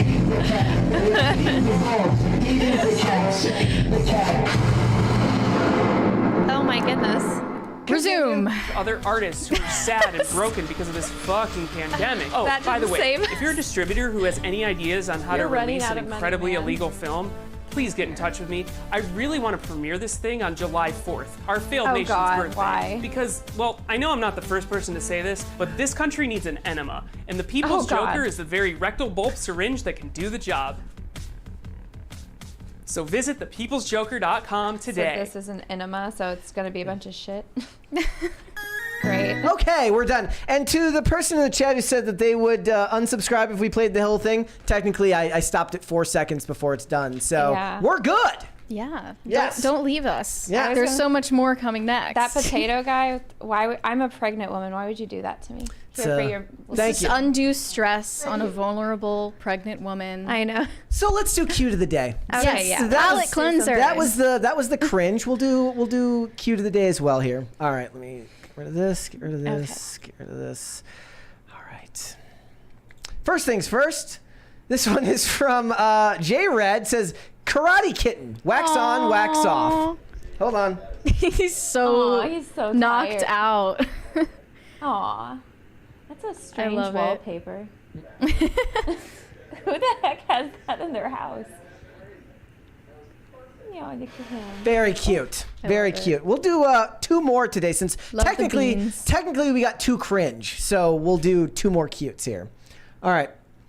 This one is from Liv. It says, "Hey everyone, meet Dusty. He is the brother of the neighborhood cat Bucket. He waits for me when I get off work at 10 p.m. and when I walk down to him, he walks me home. He loves to be pet and held. He's an absolute angel." Dusty. Dusty. Love that. So cute. I'm just gonna believe they're brothers. Yeah. Yes. That fur looks like ankle monitors. Yes. That looks like too well groomed to be like a stray cat. They are brothers. Oh. I know the. It's confirmed. I know the cat. Okay. So You're friends with the cat. Two. Gotcha. We don't know if it was the same dad. Yeah, but they live in the same house. Got They it. live in the same house. Okay. Their tags have the same phone number on the tags. So, Okay. yes. All right, let's do one more here. This one's from Candace. Says, "All safe indoors." Aww. It's like, don't take my picture. I just woke And up. bashful. Yeah. I love it. Aww. And up there, Biden drops out. All right. That's funny. Let's get started then, shall we? Okay, yeah, what's next? Last week, we talked about the fact that Joker 2 is getting some really bad reviews from critics. We don't always listen to critics, but this time might be an exception since the movie is less politicized than its predecessor. And now, predictions for its box office are coming out. It's set to make far less money than the original Joker, opening to $70 million domestically, just over $25 million less than the first film's opening. So here's the thing, not just with inflation, if you want to think about it differently. In 2019, $96 million went a whole lot farther than $70 million goes in the year 2024. And of course, as we know, the original film was made on a budget of $55 million, which means that they went to profit very, very quickly. This movie is going to have a lot harder time getting there because the budget for the sequel was $200 million before you even get to advertising. Yeah, so the original Joker launched to $96.2 million domestically back in 2019. And again, you can thank journalists for that because the online hype around that movie was such that it basically worked as word of mouth. Because people got so curious about what could be so terrible about this movie. Again, it's like glorifying white incel violence. Well, it's also a Joaquin Phoenix movie, and he's one of those guys that he's a fantastic actor. So people will just go out of curiosity. Like when I first heard about it, I'm like, it doesn't seem like, from visually, it doesn't look like the Joker, but it's Joaquin Phoenix. Are you into musicals? It depends. It depends on, like, I'm not going to go watch Cats, but I like Rent, you know? Right, so you're not, like, adamantly against them. No, I actually, when I heard about this, and I was like, okay, I don't like that Harley Quinn is not the therapist, but at the same time, I'm like, he's Joker in name only. He's nothing like the actual Joker, and I did like the first Joker movie. There was problems with it, but overall, like, watching it, it got me in the fifis, because it's like, you know, he's kind of messed up. But this one, I'm like, okay, first off, you got all the people that like the first Joker movie that are going to come back. Then you got Lady Gaga, and she's got her own fans. Then you got the people that love Harley Quinn, and they're just going to go watch this. So I was like, the musical aspect of it could work. It could be very, very awful, but it also could be good. So I was like morbidly curious about it. I think at least they're not trying to conceal the fact that it's a musical, as so many do these days. Because one of the criticisms that people have is they say that Todd Phillips refused to lean into the musical aspect of it enough, where they don't seem proud of the fact that it's a musical. What I mean by that is just if you watch the trailer, it's not misleading you to think that it's not a musical. Whereas if you look at the trailer for like the Mean Girls reboot, you would have no idea that it was a musical, and you would walk in and be sorely disappointed. Here's a comparison that I think would have worked if you were talking about this. This is based on something where Joker is obviously a much bigger name, part of a much bigger IP. When she made A Star Is Born, Lady Gaga made A Star Is Born with Bradley Cooper. Yeah. They spent $36 million on that, and it brought home $436 million at the box office. It was huge. But wouldn't have had anywhere near the hype that a movie like this should have. So if people are coming out, it's going to have to be based on quality, not just based on name. And also, I don't know if the Harley Quinn fans are going to be all that into it, because Todd Phillips has talked about changing the entire character of Harley Quinn, not just in her appearance, but her personality as well. Well, so I think if you're going by comic book fans and like so Harley Quinn was made for the animated show, but so if you have like the nerds, nerds versus normies. So the nerds are going to have issues with it. Like, I don't like the design of it. I would never pick Lady Gaga for Harley Quinn. But then you have the normies that like Lady Gaga and are Lady Gaga fans, and they're just going to go see it because it's Lady Gaga. Now, A Star Is Born, I think it got the popularity that it did because everybody likes Bradley Cooper, and that song was very iconic. Yes, it was a very big deal at that time. I do not like that rendition of it. It's out of Did you see it? Yeah. I never saw it. So I saw it like years after it came out, and like Bradley Cooper, I was like, his character, I just can't stand. I thought that it was not good. But for the song, I'm like, oh, the song is catchy kind of thing. But with this, I was like, okay, if they do, I feel like people kind of misconstrue what like musical. So if you watch Labyrinth is not a musical, but you have David Bowie, and David Bowie is obviously a superstar singing. So it's like that would be a missed opportunity not to have David Bowie doing musical numbers in Labyrinth. So if this is something like that, then I'm like, okay, that could be interesting, especially since they're psychotic lunatics and she just randomly breaks out into song. It can work. My whole point from the beginning when they announced, they said every time they're murdering people, they should be singing. That was how I thought they should do it. It should be slow motion violence while they do musical numbers. Didn't look like it. That's not what they're doing in the trailer. I would have loved that. Wait, so if she's not the therapist in the movie, she's one of the insane She's one people. of the patients? Yeah, she's one of the patients. Which completely gets rid of the charm of what the original story was. Exactly. Yeah. But I mean, I'm just like, I always do this. I try to make excuses on how I think it could work because I have a logical mind that tries to make things work, and then I go see it and I was like, it makes me angry because I'm like, you didn't do any You tried harder than they did. Yeah, basically. I do the same thing. Or you reason your way into why it would be this way, but that's not how it was. Yeah, and they didn't put that much thought into it. And this always happens, and it makes me even more frustrated. So I'm trying to not find out stuff about this because I think I might see it. I might go to the theater. When is it coming out? October 4th. Yeah. Okay. I would have rather they took the concept that they used for this and Todd Phillips make a prestige line of villain stories, like tell a suspense mystery of the Riddler, or do something about a spy thriller with Deathstroke. But that's the more niche you get, the lower the box office will be, right? The Joker is obviously the most famous. That's my problem with this. Like, why did you have to bump this budget to $200 million? You couldn't have stopped at $100 million. Well, did it really need? Did Lady Gaga cost that much? No, I mean, I said the same thing. I was like, he should just do this, keep it low budget, and keep him on restrictions, and then just do all of the Batman villains. Exactly. And do the exact opposite of Marvel. Build up your Batman villains, and so that way, when you do a big movie and they all kind of are running into each other, when Batman shows up, it's kind of like the big deal, but he's not the protagonist, he's the antagonist. My whole pitch for when they were doing Zack Snyder's movies is they should have what they should have done is used Batman as a post-credit character who only appears as heroes are showing up in the Batcave, where he's pointing them out on maps and he's building all the information before he meets Superman later on down the line. But look, they're like, the Penguin show's coming out. Do the Penguin as a movie. I don't want to watch 8.5 hours of 80-minute episodes. I hate that shit. I have a love for Colin Farrell, so I might do it. It's the length of the episodes. It's the fact that it's 8 episodes at 120 minutes a piece or something like that. That's they're like insane. they're like 75 minutes a piece. Okay, the first 4 episodes are like 75 minutes a piece. Look, if I can do that in a theater, that's one thing, but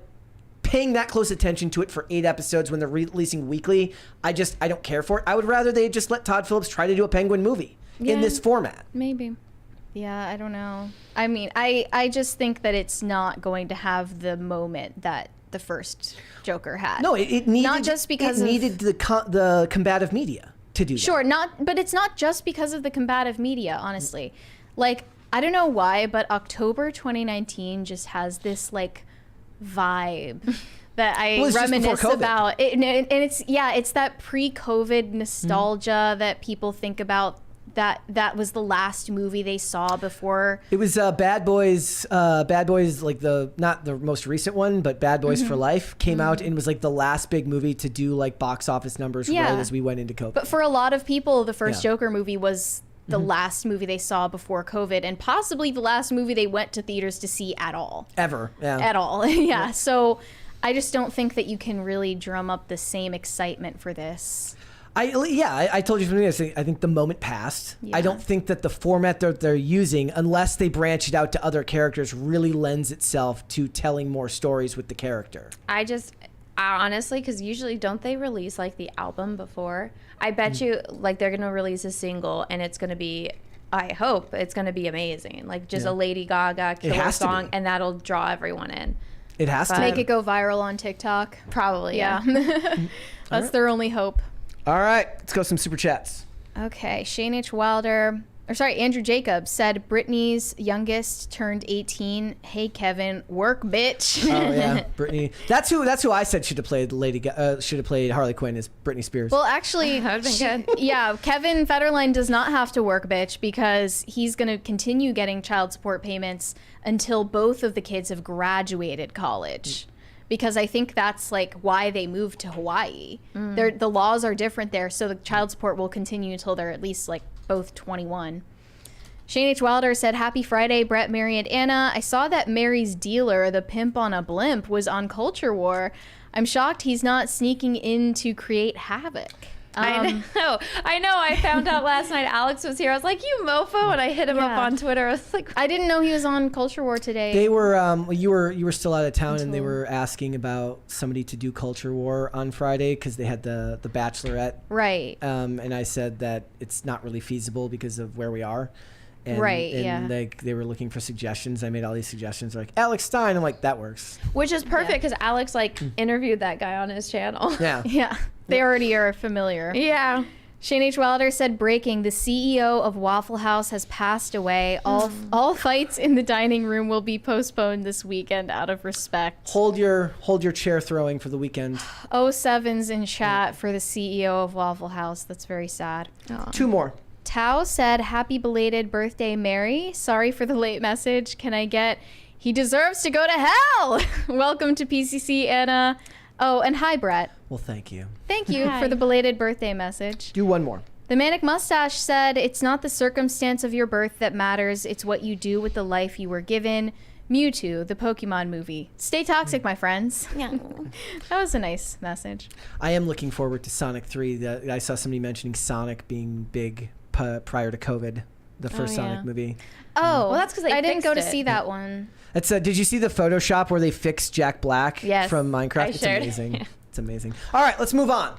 Okay. Well, I don't know anything about this. Let's so let's get into talking. This is your wheelhouse now, Anna. Let's talk about what's going on with Star Wars theory. Okay. Yeah. Oh yeah, all of the do you want to give Star people Wars drama. Do you want to give people a breakdown of what was happening? Because what initially happened was there was a coordinated effort to have a bunch of different YouTubers demonetized. Yes. Okay. So basically, you have this podcast called Rewriting Ripley that did a hit piece on basically all Star Wars content creators 3 years ago. It was revealed by the amazing people on the internet that they were basically employed by, or it was employees of Lucasfilm that were running this podcast. They absolutely destroyed them, discredited them. The account went away for 3 years. So they were anonymous at that time? Well, it's weird because it says like the Rewriting Ripley podcast, and then it had the links for the accounts of the women that ran it, which were Raylos, and they basically everyone went through their internet history. They're Raylos that like bully other Raylos, and then there's like Raylo infighting, but like they're Raylos who work for Lucasfilm. So they've like infiltrated. So they were an account that had like less than 600 followers. And most of them were Lucasfilm employees. And then there's like a trail of people from Lucasfilm that are like social media managers asking to work with them, that asking to write on the site. And then on their site, they had credited like one of them had won this award. And neither of those women had won that award, but the one that was the social media manager for Lucasfilm had won that award. And there's the tweets of her asking to work on it. So they followed the crumbs and basically. Aiden Paladin did a great video like deconstructing it. But so these people disappeared for 3 years, came back, and so on Wednesday or Tuesday last week, this manifesto got posted calling for the demonetization of Nerd Erotic, Geeks and Gamers, Ryan Kindle, and also Star Wars Theory, who's the biggest Star Wars YouTube creator. And if you read this manifesto, it's basically that they're all racist and misogynistic to women of color. Everything that they cited is just complete BS. And Jeremy like completely debunked like their first thing. They have this section called the facts. Everything you can debunk immediately. The facts, and it's not facts. No, it's not facts at all. It's opinions. But and so it's like, oh, they said this mean thing like this girl is narcissistic, and I'm like, yeah, I can see she's narcissistic from her content. Like that's an opinion. That's not a fact. And they're allowed to have their opinions and have their YouTube channels. Did they mention Star Wars Theory getting that hit piece written about him from the Rolling Stone? No, of course not. No. They were just basically, these guys are bad. They brought up some guy named, I didn't know who this guy was before I read this, but they brought up like Ghostbusters 2016 and some guy named Milo somethingopoulos. Oh, Milo Yiannopoulos. Yeah, I have no idea who this guy is, but so I'm just love that for you. Okay, as a Star Wars fan, I'm reading this. I'm like, what the hell does some Ghostbusters movie have to do with this? But they're trying to tie in because he wrote, I guess, some mean article about it that has to do with Star Wars. He wrote like mean tweets about Leslie Jones, who was one of the gender swapped Ghostbusters in 2016. Okay, and that's what got him banned on Twitter. It was a whole thing. Okay, but that has not, again, as a Star Wars fan, that I'm like, this has nothing to do with they're Star like Wars. full like Charlie Day trying to connect all of these events in the culture war. Well, they're trying to paint you a picture, and I'm just like, as a Star Wars fan, again, like I'm like, well, so you're saying before 2016 Star Wars criticism didn't exist? You're telling me all of that backlash for the prequels didn't exist? You don't go and post Ahmad Best, who played Jar Jar Binks, like how he was suicidal, or about Jake Lloyd, who played Anakin, and how he got bullied. Oh, that didn't exist before 2018, and Milo wrote some article about it. Yeah. So I'm like, you guys aren't Star Wars fans. Red Letter Media did like a whole deconstruction of the prequels on YouTube. They didn't get mentioned. So I'm like, this is just a bunch of fake geek girls writing this hit piece, this manifesto, which they don't like that I called it a manifesto. And so, which it is. It's 100% just a manifesto full of lies, because these three guys, who all just happen to be white, a certain political leaning, and straight. They're like, the straight white dudes, the trifecta. So they want them all demonetized because they don't like them. And so everyone was just like looking at this and reacting to it. And so another big YouTube channel, Star Wars Explained, the wife of, because it's a couple that run it, Alex and Molly shared it. And it was basically, it was so coordinated because they all posted it within like minutes of each other, and then they're retweeting everyone else that's taking the screenshots and sharing it. And it's like, this is targeted harassment. This breaks Twitter's terms of service. It breaks YouTube's terms of service. And you're calling to demonetize these people because they're making content that you don't like. Right. So after the cancellation of The Acolyte, I think that's really the precipitating event that like renewed their ire for the straight white males. Well, so these are all people that got flown out to go see behind the scenes, that got flown out to like Hollywood to go to the red carpet of this show, and so they're all just shills, and they're just jealous because they're not getting the views. And they kept bringing up money in this thing. They're like, oh, they're all millionaires. I'm like, how would you know that? Like, why are you counting other people's money? When you Google someone's net worth, it's notoriously accurate, right? I know, right? But so they they just did this, and now they're backtracking because literally everyone called them out because they're like, this is targeted harassment. Do these women still like affiliate or work with Lucasfilm? The Rewriting Ripley, I don't know. I'm sure that there's going to be people on the internet doing the research that will find out more within as this continues, if it continues to continue. But basically, Molly from Star Wars Explained is backtracking. They're like, oh no, I just shared it. It's like, you did not just share it. You posted it and you encouraged other people, and then you shared other people's posting of it. You participated in this cancellation. It's not like you sharing those cats, right? That's very different. So basically, Star Wars Twitter and Star Wars YouTube has blown up the past like week and a half with all of this. Do you think they're going to be successful? I mean, no. Obviously, coordinated campaigns have been successful before when they use big tech censorship as a weapon. These people aren't smart enough for that. No. They like tagged in YouTube, like Team YouTube on and Twitter. Team YouTube responded and was like, sorry, this does not break our terms of service. It's funny because when all of this was coming up, a lot of those same people were blaming those types of channels for the failure of The Acolyte, which I think everybody is realizing now is like, however wide the reach is of a YouTube channel, you could have 100,000 subscribers all the way up to 1 million subscribers. That doesn't dent the general audience market. It's still niche to the extent that, look, Furiosa didn't bomb because YouTubers said it wasn't going to be good. It bombed because general audiences didn't go to see it because it was 10 years after Fury Road and nobody was interested in going to see it anymore. It's like, I think a lot of times people in this space, they don't realize how much of a bubble they themselves are in. Even if you're getting information from elsewhere, like the test is to go to a normal person on the street and be like, so what do you think of all that YouTube? They're not going to know what you're talking about. They're like, what's The Acolyte? Well, no, so how you said, like, something has hit mainstream when your dad knows. My dad asked me about it. He was like, hey, what's this thing with like some lesbian space witch Star Wars show? And I about died. So when the show came out, I was still like in my first trimester, so I had terrible morning sickness. I could not stay awake, and I couldn't focus like long enough to watch. So I didn't watch it when it first came out, and then that would have been a hellish experience. Yeah, well, I'm like, it's hard enough to stay awake and focus on anything as it is. So I was like, I'm not putting myself through that on top of it. But I did watch it, and I was like, this is worse than anyone else. Like the way people described him, I'm like, now I'm watching it and it's even worse than I thought. Would you say it's the worst Star Wars that's come out of Disney? Like worst Star Wars content since Disney acquired it? I would say it's definitely cringe. I still think like mine is The Last Jedi. Like that just destruction of Luke just hurts more. But this, because it's like no characters that you know. Purely on a production level, it's just boring. Well, it's not even good. The $180 million. I'm like, where did that go? There's one episode, which is their big lightsaber fight. This episode 5. Okay, episode 5 or 6, whichever one. But so I drew a map because I'm watching this and I'm like, okay, so I did my review and then something happened to where I had to refilm the second half of my video. So I was like, but this is perfect because I took the time and I drew a map. I'm like, okay, so let's say this character, so like how me and Brett are right now, we're this far apart. Okay, let's say you're the guy from Squid Games. You pass out and then it's like the girl twins. They're literally like 5 feet away having like their fight conversation. You remember the meme of like the girl cutting the hair with the lightsaber? Yes. That's literally like this far away. Yeah. If you look at it from their own set design, and then the other sister's just laying there knocked out. She takes her clothes, but she doesn't put her back in like her bad person clothes.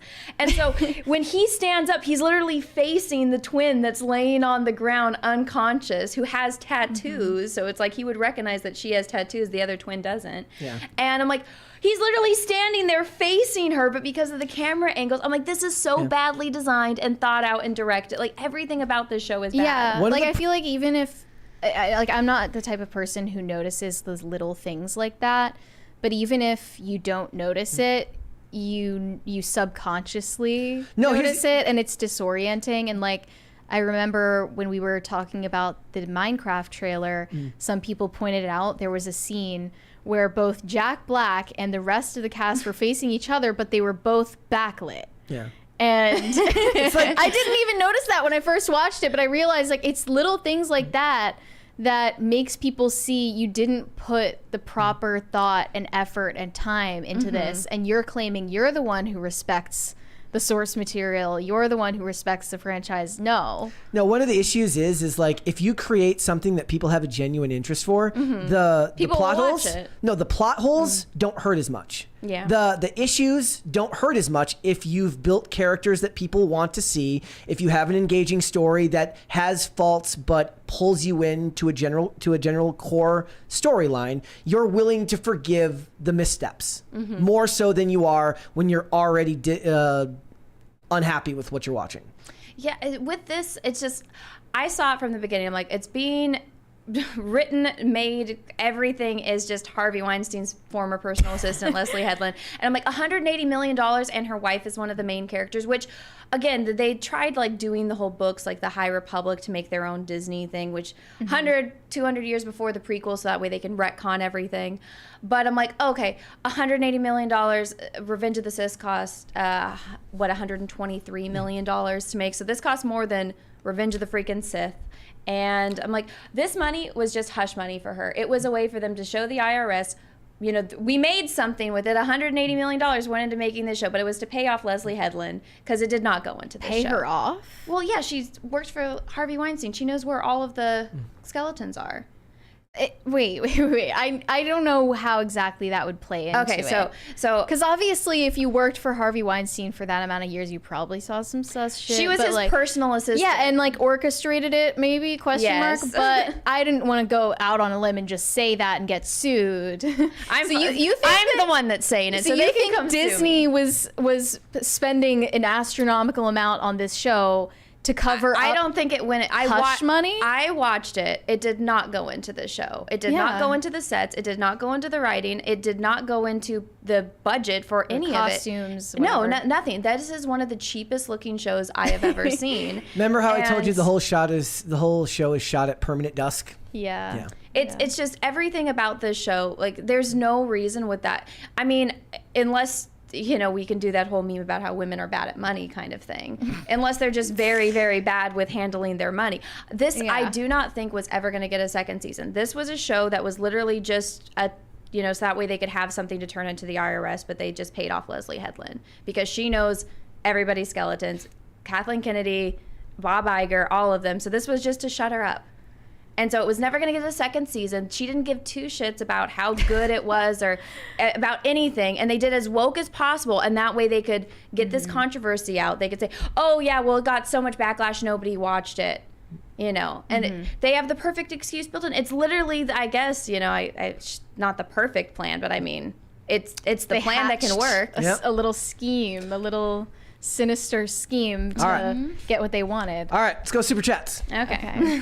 Deb Koth-Schneily said, is that Anna the good friend of Shane Davis? Anna? It is. Not as good a friend as John Malin, though. Those besties. Corey Anderson said, thanks for always having attractive guests. Well, yeah, we have like a no uglies policy here. Okay. I'm allowed in, but everybody else has to meet a certain standard. I'm grandfathered into the old policy. Great. Oh, really? Well, you should tell that fraction of the internet. It'll be like someone with like a random avatar meme, like the anime avatar. They're like, oh, you're so ugly. And I'm like, oh, thanks. Keep coping. Potatoes for Seamus said, hi, Anna. What is your name? Wait, what? What is your name me for your baby? Mary must know, for she is expecting. And Brett just got engaged. He's looking for names as well. They're just lies. The amount of lies in that super tweet, in that super chat, were insane. I'm not telling my baby's name, but you can call him Baby Peach because my husband's nickname is Peaches. I like that. Yeah. Shane H. Wilder said, Mary thinking about death. Imagine my shock. LOL. Memento mori. Yeah, I mean, it's part of my brand. Potatoes for Seamus said, stupid spell assist, not for me, for your baby. Okay, so yes, name yet. You gotta turn that shit off because no one can understand what you're saying. Shane H. Wilder said, there is 80-inch screen Flappy Bird at theater arcades. Awesome. Oh my God. He was probably making money off of those. Maybe. Dong was his name? Yeah, his name's Dong Win. Yeah. Oh. There's some memes that can be made out of that, but I'm not gonna be the one to make them. Yeah. Do one more. Or I'm sorry, two more. Grab America by the Beep said, oh, hi, Russell. Ozempic was not Lottie Moss's worst decision. What are you trying to say? What is her worst decision? It's Russell. Just How do continue. you guys feel about the name Lottie? Not a fan. Isn't it like a nickname for something else? I have no idea. I don't know. Yeah. It's very French. Joe Spital said, hi, Ash, Brock, and Misty. Perfect. That's perfect. Okay. You can go catch them all. All right, let's move on. Let's talk about the, what was it, like 2 weeks ago that we talked about the insane Disney-obsessed couple? Okay. Yeah, so we recently talked about this insane Disney-obsessed couple who have been waging a multiple-year war against the Disney Corporation due to the fact that they got permanently banned from this very exclusive Club 33 at Disney. And they paid a heck of a lot of money to get into this club. They waited years upon years to get in. It's very exclusive. As I said, it's for mega wealthy people who have zero taste. And they got kicked out because the husband was spotted by security guards being publicly intoxicated at the park. He denies this. He has a different side of the story, but they spent over $400,000 in a lawsuit against Disney for multiple years, fighting their expulsion, trying to get back into this club. It reeks of desperation and indignity. If I was Elon Musk, I would troll fund this lawsuit too. Yeah, actually, that would be pretty funny if he did it. Oh my goodness! Like $400,000 is nothing to Elon. No, just throw it in the pot. That just tells me that these two are so freaking annoying that they just found any excuse to get them out. Yeah, they were just waiting for a reason. But I see that they lost the lawsuit. The jury unanimously decided that Disney was in the right. Personally, if I were on the jury, I would have ruled in favor of the couple because any way to screw over Disney is a win. Well, that just makes me think, because a lot of people probably think like you, that just makes me think these people are just that annoying. They were just so egregious. Every single person on the jury is like, look, I want to rule in their favor, but have you seen these two? They're awful. Oh yeah, so they did a tell-all interview recently with The Hollywood Reporter. And they said they used Walt Disney's own bathroom in his apartment. They talked about Rebel Wilson also getting suspended from Club 33 and the fact that they got kicked out of the club for a day when Tom Hanks showed up for his Thanksgiving dinner. But here was part of their interview. Chet Hanks was there that day. Yeah. I wonder if he was part of the family dinner. But they said exactly how much they paid for their membership, which is supposed to be, very confidential information they're not supposed to share. They spent $40,000 for their first year membership plus a $10,000 initiation fee. Well, I guess when you own a golf course, you can afford such things. And you said that it was confirmed that the 33 is a reference to the Freemasons. Yeah, one of the questions they asked was, what's with the name? Everyone thinks that this is a reference to Freemasonry. And Scott confirmed that Walt Disney was a Freemason and the highest level of Freemasonry is level 33. But Diana said that's all speculation. You can't find any written evidence that that's where the 33 came from. I'm just going to say it is, just because it's more fun if it is. Yeah, Disney says it's because it would have been the address on the street where the original door was, but they removed that door. So that explanation never made any sense. I'm just going to go still straight there. You can go see it. To the conspiratorial idea that it was actually a Freemason elite club where they were performing rituals. The cost of the club is astronomical, but apparently it has so much popularity. They had multiple years waiting on a waiting list to get in. Yeah. I mean, that's insane in and of itself. They're crazy Disney people. The cost is so high. They say some people can't even afford it and they use their membership to pay for it. They sell access. So every year they get 100 free tickets to the Disney parks and they sell those tickets to make back the money they spent on the membership. And they're given all this free merchandise and they sell it online so they can make back the money to pay for the membership. And it just sounds like you're destroying your life to get into a bar. Basically. We need to get on the ground floor of becoming universal adults. I'm sick of Disney adults. We need universal adults. I didn't even think about that possibility. There is no fervor for what's funny is Universal is doing better than Disney these days as far as parks go, from what I understand. That Universal does really, really well, but you don't have the same type of maniacal, following that Disney has. Yeah, well, I mean, Disney, it's become more it makes me so mad if you go even to downtown Disney. That so I live really close to Disneyland, but they had the World of Disney store and it had all the figures. Remember when you guys would go into the Disney stores at the mall, had all the animatronic things, and it was, you felt oh, this is magical. And now every single Disney store, they're all gone now, but they look like Gaps. Even the ones at Disneyland, everything just looks like the Gap. There's the same merchandise in pretty much every store. Homogenized. Yeah, it's terrible. Bob Iger makes very bad aesthetic decisions. But my whole thing with this, I'm y'all are stupid. There's ways to get into these places for free, and you're paying $40,000 for this. That just, I'm you're bad with money and you're bad with getting into places. Well, I think they like it because they feel that it's exclusive in a way that's got nothing to do with the money. It's got everything to do with the status they think it gives them. Yeah, so they're crazy. Yeah. Yeah, they're Plus, crazy. Who wants to come back to a place that doesn't want you there? That's insane. Yeah, well, people who worship celebrities are lower IQ. People who worship Disney are basically non-functioning vegetables at that point. But they basically said the only perks are you get into this one room and they have liquor and food. That's literally it. Yeah, there are other country clubs. There's plenty of TikTokers or influencers that go and show what it's like, and they film the inside of it, and it's, I mean, you can figure out a way to go to Club 33 if you really, really wanted to. Well, I thought there was a no video policy because they're trying to keep it secretive and exclusive. If Disney does a deal with them, they're allowed to. Yeah, they're allowed to. Yeah, so but the rest of them are under very strict rules. And Rebel Wilson admitted herself, she got in trouble for taking a selfie in the bathroom at Club 33, and they suspended her for a whole month. So she posted the picture, right? I don't know if she posted it or how they found out. Then they would have to explain how they know she took a picture in the bathroom. I'm guessing, You know what? Disney has cameras everywhere. The Haunted Mansion. Have you ever seen even the bathroom? Yes. They have cameras in the bathroom? That's illegal. That's illegal. Well, there's no way that's legal. How do you know that? Nothing. Okay,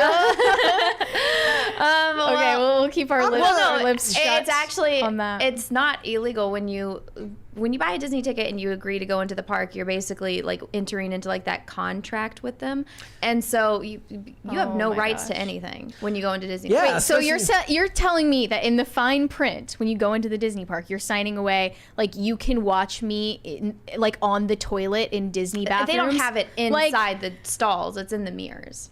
That's creepy. That's really creepy. And remember, if you die eating at a restaurant there, they'll prevent you from suing them. Yeah. Right. They're cutthroat. They were not going to let this go. They weren't just going to give this couple a settlement. No, they cameras fought it everywhere. out. And it got to the point where Scott, the husband, claimed that this was actually him being discriminated against for a medical condition. He said that this was a vestibular migraine with symptoms of vertigo onset by the consumption of red wine. And that's actually how he ended up incapacitated on a park bench. And the security guards came up to him, tried to get him to stand up. He couldn't even stand. Oh my God. And his wife was like off somewhere paying their tab. They pulled out his card from his pocket, and that's how they found out he was a member and got him kicked out. They pulled out his phone and they called the most recent person in his contacts, and they were like, thank God that wasn't a business associate. Yeah. Because can you imagine the embarrassment? But they don't have shame. They feel no shame. Yeah. For some reason. They really want they're back Disney into this adults. club. They're Disney adults, so they don't feel shame like other people. They're immune to that. Oh my God. I just can't imagine, like, they think they look like the good guys in this situation to the point where they're doing an interview with this major publication and they think everyone's going to be on their side. They have no shame. I mean, why shouldn't they? Everybody seems to hate Disney these days. They're just weirder. They want back in. They're like, these people kicked us out, but we went in. Like, there's nothing in the world that could make me want to go back to a place where they like told me they don't want me. Have some pride. Yeah. Like, how are you going to hate from outside the club? You can't even get in. Have some self-esteem. Guys, it's not even that nice. Like, have you been in Club 33? I have, yes. When was that? I don't know, years ago. What was the circumstance? Did you have a membership at the time? No. I have friends that work at the parks. Okay, so they're able to get people in if they want. Yeah. Then what was it like? I mean, it's what's it like inside? Is it all that it's cracked up to be? It's old and no, people just pay for the exclusivity. It takes a lot to That's what I was saying. Like, it's not, it has nothing to do with the money they're spending. It has all to do with the fact that they're willing to spend the money for the exclusive membership because they think it elevates their social status. Yes. Which is weird too. Mm-hmm. Another thing they said about Walt's apartment, they were in there for hours on hours, and they asked if they could use the bathroom, and they were allowed, and they said Walt pooped there. Can you imagine being such a sycophant that you're like fangirling over this dead man's poop? I'm sorry. They're weird. Why would you even say that out loud? They're weird. But then they said, now they're the ones making accusations of it being a cult. So Scott said, this is very cultish. Every time they built a new ride and it wasn't up to snuff, members are like, what would Walt do? It's a cult, and Walt Disney is the messiah. Then they're even worse. That means they want to be in the cult, and the cult doesn't even want them. The cult isn't even interested in you. Yeah. Like, that's even more embarrassing. It is. So yeah, they said they weren't fighting to get back into Club 33. I don't really believe that. Their reasoning for fighting this out, hundreds of thousands of dollars, literally destroying their retirement fund, destroying their lives for this, was to regain the honor of Scott's name. He didn't want to be known as a drunk. He wanted to do this for very honorable reasons. So they're crazy and petty. Yes, this is like the ultimate peak of pettiness. They even provided photos of their receipts, the actual receipts from that day and how many drinks they bought. He's like, look, I clearly wasn't drunk. I barely had 2 sips of wine. He said, like, Yeah, I had like 2 beers and 1 glass of wine, and I just... This makes it worse. Now way more people are aware that he was drunk that day than ever would have known beforehand. How much of a lightweight is he if he had 2 beers and like 1 glass of wine? But you can see He's on like, look, the I had an receipt, empty stomach. I hadn't eaten that day. Sangria, Bloody Mary, iced tea, couple bottles of wine. Bottles. Some draft. But they said they had friends over, okay? So they can blame it on the friends that they brought. They were doing all the drinking, right? Sure, Perfect. Scott. And they tried to subpoena Rebel Wilson for this. I'm not kidding. They tried to subpoena Rebel Wilson to testify on their side. Your Honor, Disney also nerfed me in the bathroom. Sorry. There was also a scandal when Katy Perry tried to sell access to the club for a charity auction, which is also not, that's very against the rules. You're not allowed to sell membership, but they're claiming everyone in this club should get kicked out because everyone is selling membership. Everyone's breaking the rules. We were just like, we need to shut it all down. Discriminated against because we like getting drunk in public. How could you blame us for that? We need to shut it all down until we can figure out just what the hell is going on at Club 33. Yes, we need to shut down, Disney parks, but Club 33 in general, until we can figure out what the hell is going on, because it sounds like something we don't know about. I don't believe that this guy was doing this to restore his honor. I don't believe that for a second. I think it's everyone there, great. if you get back in, is gonna hate you. Yeah. What's the point? Yeah. Just pure spite. All right. Let's finish up these our super chats. Surinko Productions said, "Yo, skinny legend Lizzo, let's go." You gotta respect the hustle. Just don't show me that picture ever again, please. I have a whole scarring history with Lizzo, so I'm just wait. What is your history? Oh, so Lizzo. So we got into a fight on Twitter, kind of. So it was before Elon bought Twitter. So I got my blue check mark for fighting with Lizzo because my account got hit so much. So do you remember how she used to post pictures of her naked ass getting onto planes? No, I would prefer not to remember that, but okay. Okay, well, so she posted a photo. Wait, no, the private jet photo. I do remember that. Yes. She was wearing leggings that were specifically made to. Yeah. No, they were regular leggings. She cut the ass out. Got it. And so she took a picture of her getting onto this plane, and I tweeted because during that time, I don't know if you know who Olivia Coppola is. She used to be Miss Universe, and so she was.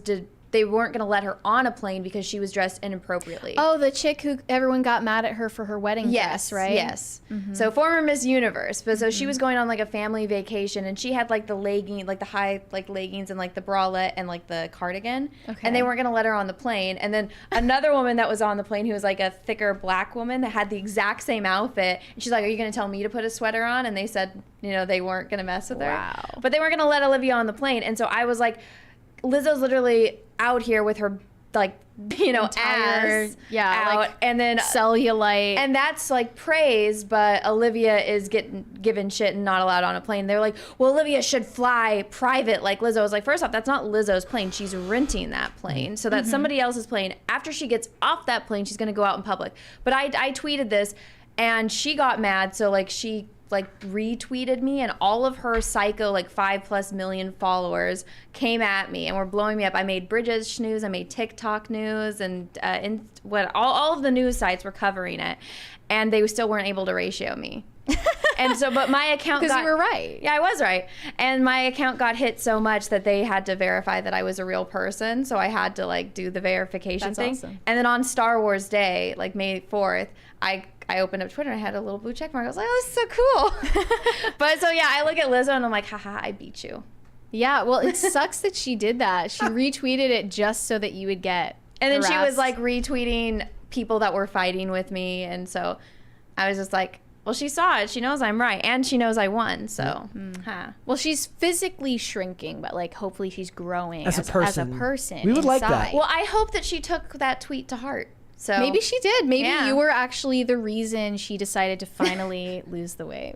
Maybe. Elvin McGoth said, "Put a Gru on." A Gru? From the Minions? Despicable Me movies? Katie Did's channel said, "Hail Anna, you looked gorgeous today. I hope Prego life is good to you, hun." Aw, thanks, Katie. Ooh, oh my gosh. Corey Anderson said, "Harry Potter is a less toxic fandom than Star Wars." Do you think so? You know what? I kind of do.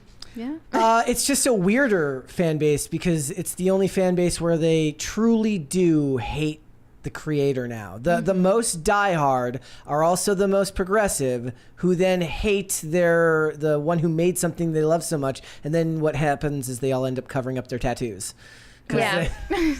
I think if anything, it's more of like we can all laugh at the self-owns that these people do. I also think it's more normie. Like, I think there's way more. The reason why Harry Potter will never be canceled is because, like, if you look up Harry Potter online, nothing about J.K. Rowling's tweets comes up. No. You have to actually look up her name, right? Yeah. So if you look up Harry Potter on Google, it's websites, updates on the TV show, the game. It's got nothing to do with the culture war side of it. And if you ask a normie about what's going on, they just say they like Harry Potter. They're like, yeah, I don't know about this J.K. Rowling This is something stuff. that could bring everyone together. If they sent both Mark Hamill and J.K. Rowling to like a social media rehab where they can just stop tweeting for a few months and everyone would be happy. Yeah. Yeah, I think that would bring everyone together. Shane H. Wilder said, "Thank you for the trigger warning. I'm out of eye bleach." Yeah. Yeah, apologies to Sorry anyone who about was that. caught off guard.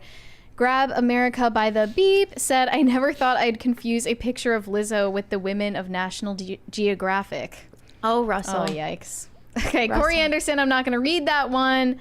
Yurishima Otaru said, "Hungry, hungry Haitians." Oh, That's rude. Shane H. Wilder said, "Love the new Crisis Party. Great job." We'll leave it up for a while. Eventually, It needs to be like the delay is too much because the It's- lights are. That has to do with the automation, Yeah. so that has to be fixed. But it's Yeah. got nothing to do with the sound. Grab America by the Beep said, "There are probably 12-year-olds walking the earth today who don't even know the date of 9/11. Oh, fuck you, Russell. Wait, what? Nothing. Is this It's an inside joke, Okay. yes. We'll move on from it. Andrew Jacobs said, "Congrats to Cassandra and Brett on their twin births." Did you see that? Is that true? I don't know if Yeah, they had. congrats, you're a dad. That's different Brett, not me. Yeah, different Brett. Yeah. But yeah, that was really sweet. Good for Kevin them. Martinez said, "Any thoughts?" we I already did read that that one. Shane H. Wilder said, "Saw a doc on Borders. Yeah, maybe when you finally make a website, don't use Amazon for fulfillment. People will just go there instead." Yeah. Yeah, it was a bad move. Holly Movie Star said, "Road Rules is like MTV Real World in a camper." Long time ago. So it's the same concept. Yeah, long time ago. I still don't. What's Real World? They were It's the like the first original reality reality show. shows back in the many moons ago.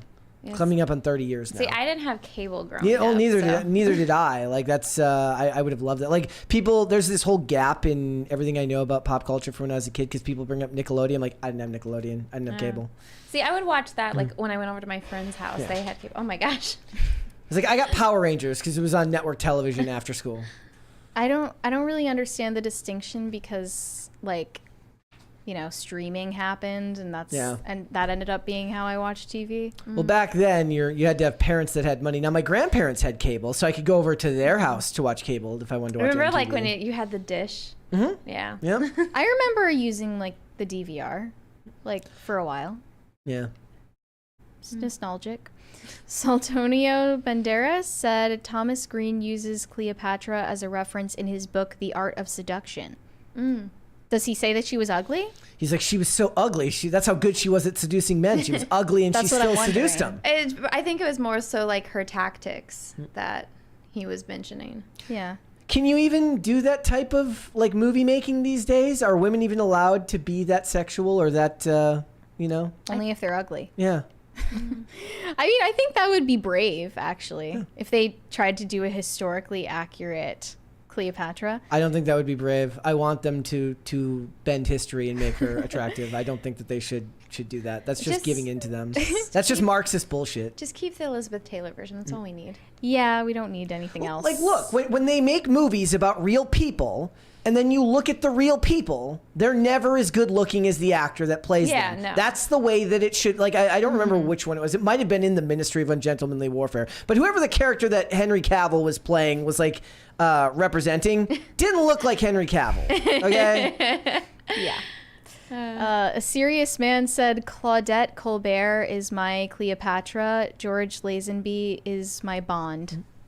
Do you have a favorite Bond? Definitely not Lazenby. Oh God. Is that like the hipster take? No, I think it's because people just like that movie. Okay.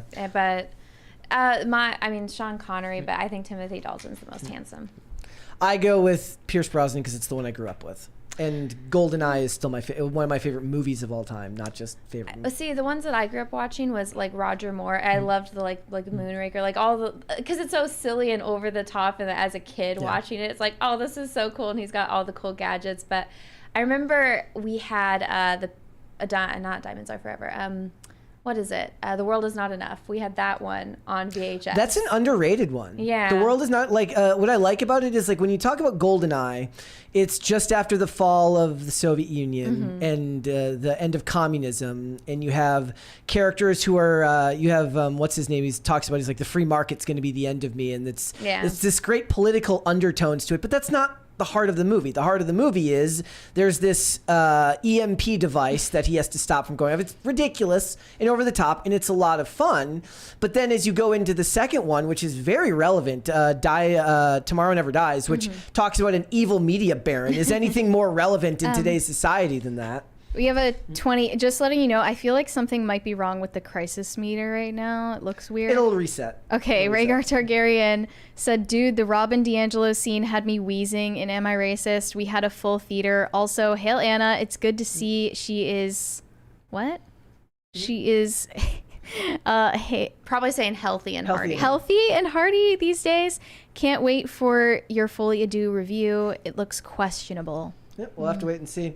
And I'm open to liking it. I want to like it. And then when you get into The World Is Not Enough, it's just an anarchist, and it's a great concept for that one. I think that's an underrated Bond film because everybody goes straight from either GoldenEye or Tomorrow Never Dies with Jonathan Pryce to the crap that was Die Another Day, which I still love because it is over the top and stupid. Just bad CGI. Yeah, and I liked it because I really liked that actor that was the main villain, and he was later in Stargate and then in Once Upon a Time. Yeah, he's in Once Upon a Time. Yeah, no, he plays Rumpelstiltskin in Once Upon a Time. Robert Carlyle. Yes, he's great. And then, it's going again. Don't worry, it will happen. He's also he's not a physically imposing person in that movie, but he's got the things so he can't feel pain. Yeah, which is cool.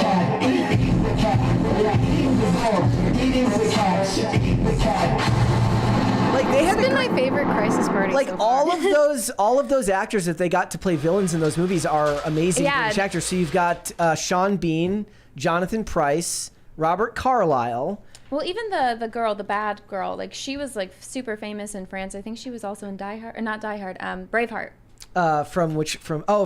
She's Sophie Marceau. Yes. She was fantastic as well. And then, oh my God, what is her name? Charlie Sheen's ex-wife. She's like the nuclear scientist. Oh, Denise Richards. I mention all the time, the world's most believable nuclear physicist ever. Yeah. They all look like that. Trust me. You go to MIT, all the women studying nuclear physics, they all look like Denise Richards. All of them. Mm-hmm. Yep. And her name is Christmas in the movie. Christmas.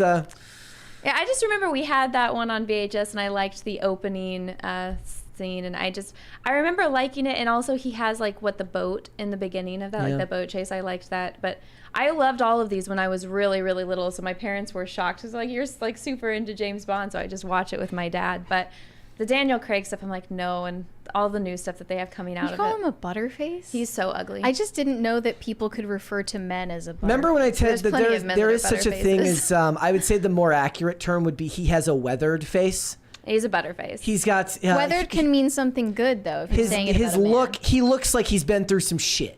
That's what his face looks like to me. That's a compliment. Yeah, there's some, but that could still mean attractive. He's not attractive. His body is fantastic, but his face is a butterface. I still think that Casino Royale is objectively a good movie, except for I think that the third act ran too long. I don't...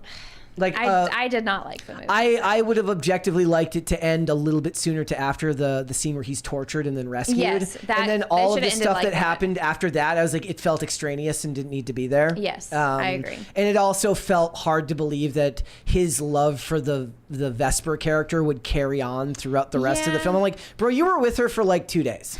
The only time they really did that was after Lazenby's with, you know, how he was married, and then they bring that back in the Timothy Dalton one where like, oh yeah, he was married once and his married friends, or the friends that just got married, get killed. I liked it because in 2006 it felt new, but by 2012 when they're doing the rest of them, I was like, okay, can we go back to the gadgets and the... Yeah. And, it just and wasn't womanizing. the new ones just aren't James Bond, and it's not fun. Corey Anderson said Mark... Okay, I'm not going to read that. Never mind. Shane H. Wilder. That was very rude to Mark Hamill. That is, I mean, most people don't have a problem with that. Shane H. Wilder, thank you for sending the link. 16-bit mascot said, ahoy guys, always enjoy. Hail Anna, Star Trek girl. Track. Cool. Track. Tacti Platty said, can we get Anna and Brett Cooper on same day on PCC? Oh my goodness. World might explode. Austin Brown said Dylan Mulvaney's twin, Keanu Thompson, could play Bond's evil cis twin, LOL. What? One thing they wasted in the most recent one is Rami Malek, who's a great actor and just got nothing in there. I don't know. He bothers me. Maybe it's because everyone made such a big deal about Mr. Robot, but I just was talking to somebody about that the other day about how I fell off after season 2. I didn't really care, but I found the way that they dealt with his drug use really, really interesting because at that time, so what it is the character, he does morphine and then he immediately does Suboxone after it wears off to prevent himself from going through rehab, which is whoever wrote it probably had real world experience with something like that because it's something that only somebody who had experienced drug addiction or knew somebody in that world would understand. And it fit with his character, which is very, very withdrawn from society. And that to me was more interesting than the rest of the story. The twists and stuff. And I love Christian Slater. He's going to be in the new Dexter. The young prequel. Dexter. Yeah, it's young Sheldon, but about Dexter. Yeah. Which is, and then another thing that doesn't need to be made. I didn't like First Blood, and they're also continuing Dexter again, which makes no sense because of how it ended. Well, no, they're not continuing it, right? No, they're making another. They're making another one in addition to the prequel. What the? Yeah. Okay. They're just like these days. They're like fuck it, alternate universe. Yeah, they're just like spin-off of everything now. No, there's now a spin-off of Young Sheldon. Younger Sheldon. That's not even about Mildly Sheldon. middle-aged It's about Sheldon. the side characters in Young Sheldon. I've got worse. Seriously. They made a spin-off of one of the characters from Citadel that nobody watched. What? Yes, the Citadel was the crappy Russo brothers spy show that they put on Amazon Prime with the, what's her name, that was in Quantico. I don't remember her name. Oh, the one that's married to the Jonas Brothers? Yes. Yeah. And the show was awful. And then you know it's awful because I loved the spy genre. And I got through about one episode and I'm like... Was it Priyanka? Yeah, Priyanka Chopra. And it's horrible. And apparently they just made the spinoff and they're like, we're Amazon. We love to light money on fire because people have to pay for their 2-day shipping. We're Amazon. Of course we light money on fire. Oh my gosh. Nate said, was Am I Racist the greatest troll of all time? I've seen it. I've seen it. I wouldn't say it's the greatest troll of all time. That's a lot of Have pressure. you guys both seen it? Or? I saw it. Okay. It's not, well, I guess it came out in theaters yesterday, but yeah. What's better, that one or the What is a Woman? I don't know, because What is a Woman was very serious at a certain point because it comes on such dark subject matter that involves kids. Okay. This one was way more lighthearted, so I guess I enjoyed this one more. Was it like funny? Yeah, like there was a lot of like just like there were moments where I felt like he could have taken it further though with his like he could have committed to the bit even more, but I couldn't say why without spoiling parts of it for people. Okay. There's a chat that somebody says Rami Malek should have played the Crow rather than Skarsgård. Nothing was going to save that movie because Skarsgård's actually a good actor. See, that's another problem with making Harley Quinn another patient in the asylum, is that it's just giving the Crow all over again. The Crow reboot, I mean. I'm still having flashbacks of having to go to that movie. Yeah. I have not watched it and I'm not going to You watch it. don't. I'm not going to. What about Beetlejuice? I am not watching it. No? No. I've watched the first one. I don't need another one. Yeah, I mean, that's probably how a lot of people feel. A serious man said Anna would pick cringe over cute. Well, we show both. It's always better to show the cringe first, so then you've got the cute as a palate cleanser. Yeah. Yeah. Shane H. Wilder said potatoes is a fellow agent of chaos. Well, he got his trailer today, so He got what he wanted. He got what he wanted. Shane H. Wilder, Mary looks on the verge of death with People's Joker. Aww. I'm telling you right now. I mean, it's because I'm dead inside at this point. I'm a bit like the person they deliver to the what's her name? Vera Drew. Their name? Yes. Vera Drew. Commits to the Zer's bit. name. Tries to make it entertaining. Maybe I've just seen it so many times. I'm like, whatever. You started to appreciate new things about it. Johnny Beck said, he just sent us a sticker. Thank you. Thank you. Corey Anderson said, no one is a fan of Suicide Squad.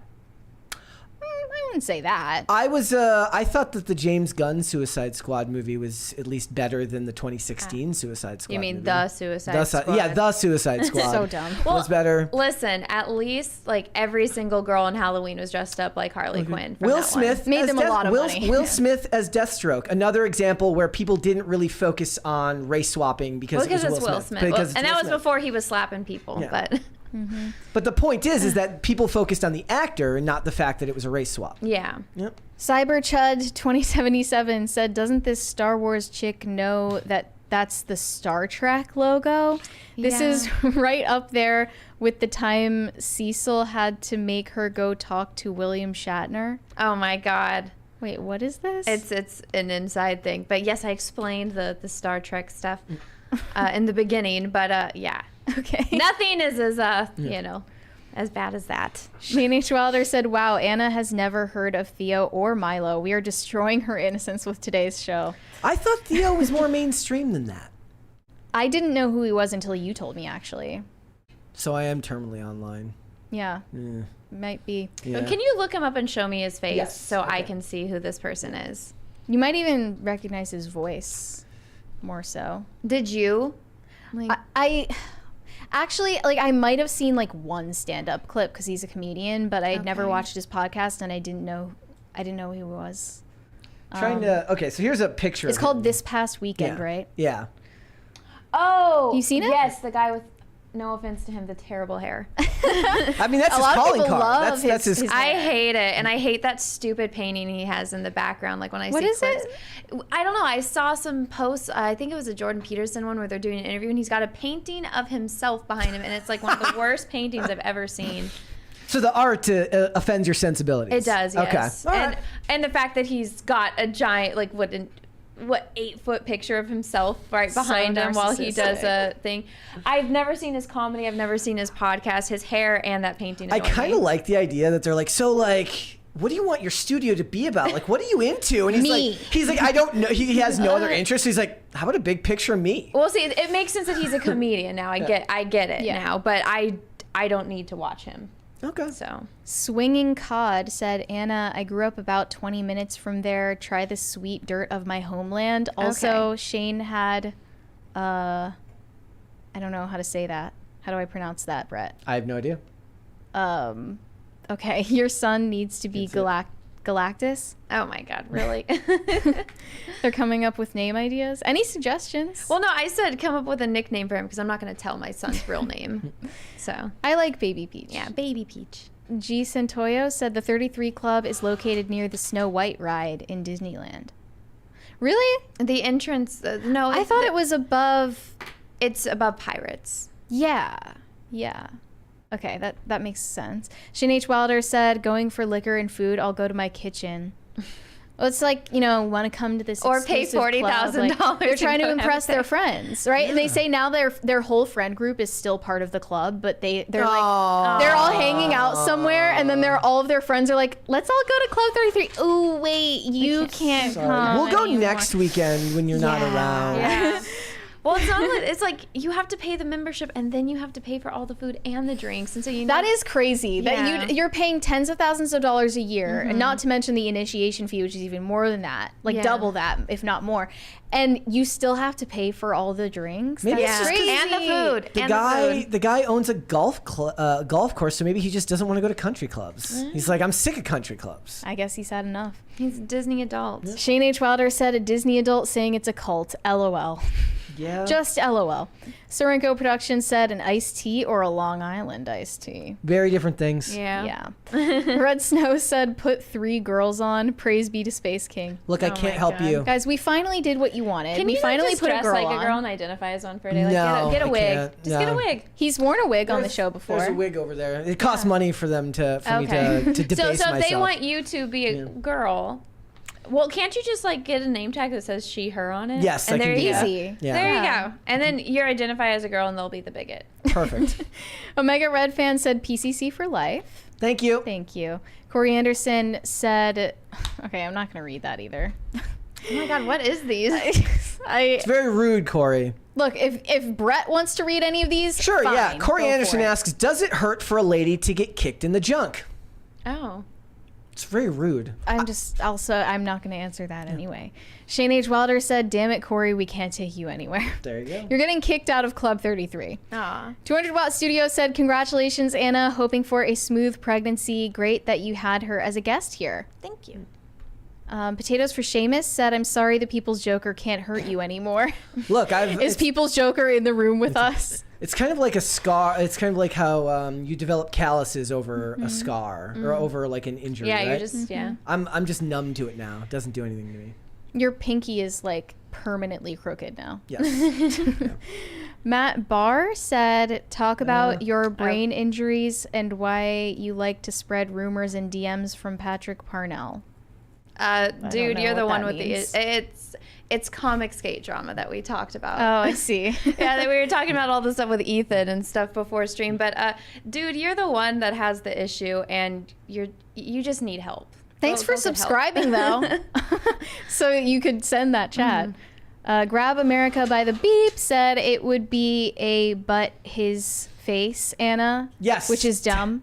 Yes, it wouldn't be a but her face. It would be got a you. Oh, that's what that means. You didn't know that the intimation of that? Yes. No. But her face. Yeah, Like she's a great. butter face. But her face. Okay. Everything but her face.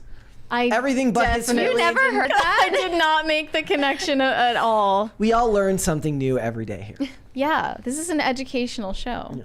Dr. Larsena said historians have ranked Cleo's face on the basis of her coins. How many ships could such a face launch?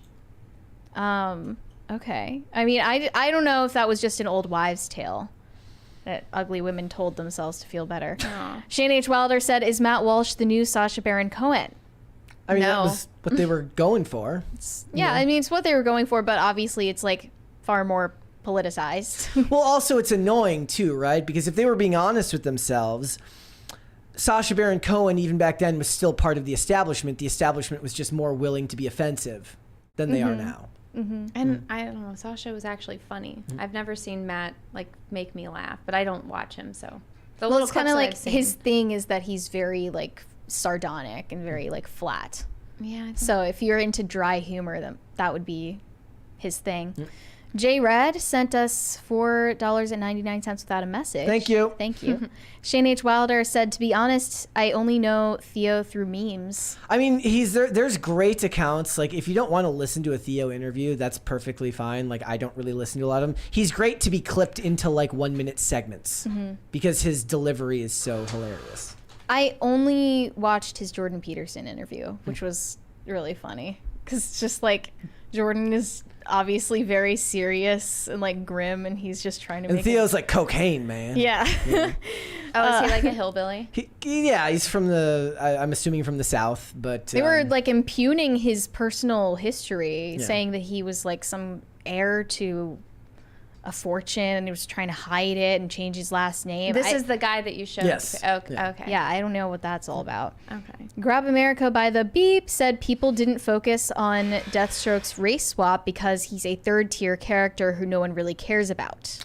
I mean, but in the movie, it would have been brought up at least a little bit if Will Smith hadn't been the one who was doing that. Also, he got out of a big problem there because he chose to do that movie over Independence Day Resurgence. And as bad as both of those movies were, probably better to just do the forgettable Suicide Squad movie. Nebik said, I prefer the Blue Bayou over Studio 33 any day. Yeah, I agree. Do you go to the parks much? Not anymore, no. 200 Watt Studio said nickname should be what? Piesel? Piesel? I don't know. Oh my God, no. Stop it. I don't understand any of this. J-Red said the wallpaper is really paint and my wife's fault. I think from You were hating on his wallpaper. It was bizarre. Well, his wife is going to be very offended. Oh, well, you know what? Maybe I haven't seen her entire room. I don't know the aesthetic, but that just there was a concept. I need to see the concept. I want to see it because that little clip of your foot with the cat and the wallpaper does not make aesthetic sense to me. And I love yellow. Yellow's my favorite color. Since it's cute of the day, we could go without people's feet in the photos. That would be nice. But some people have cute feet.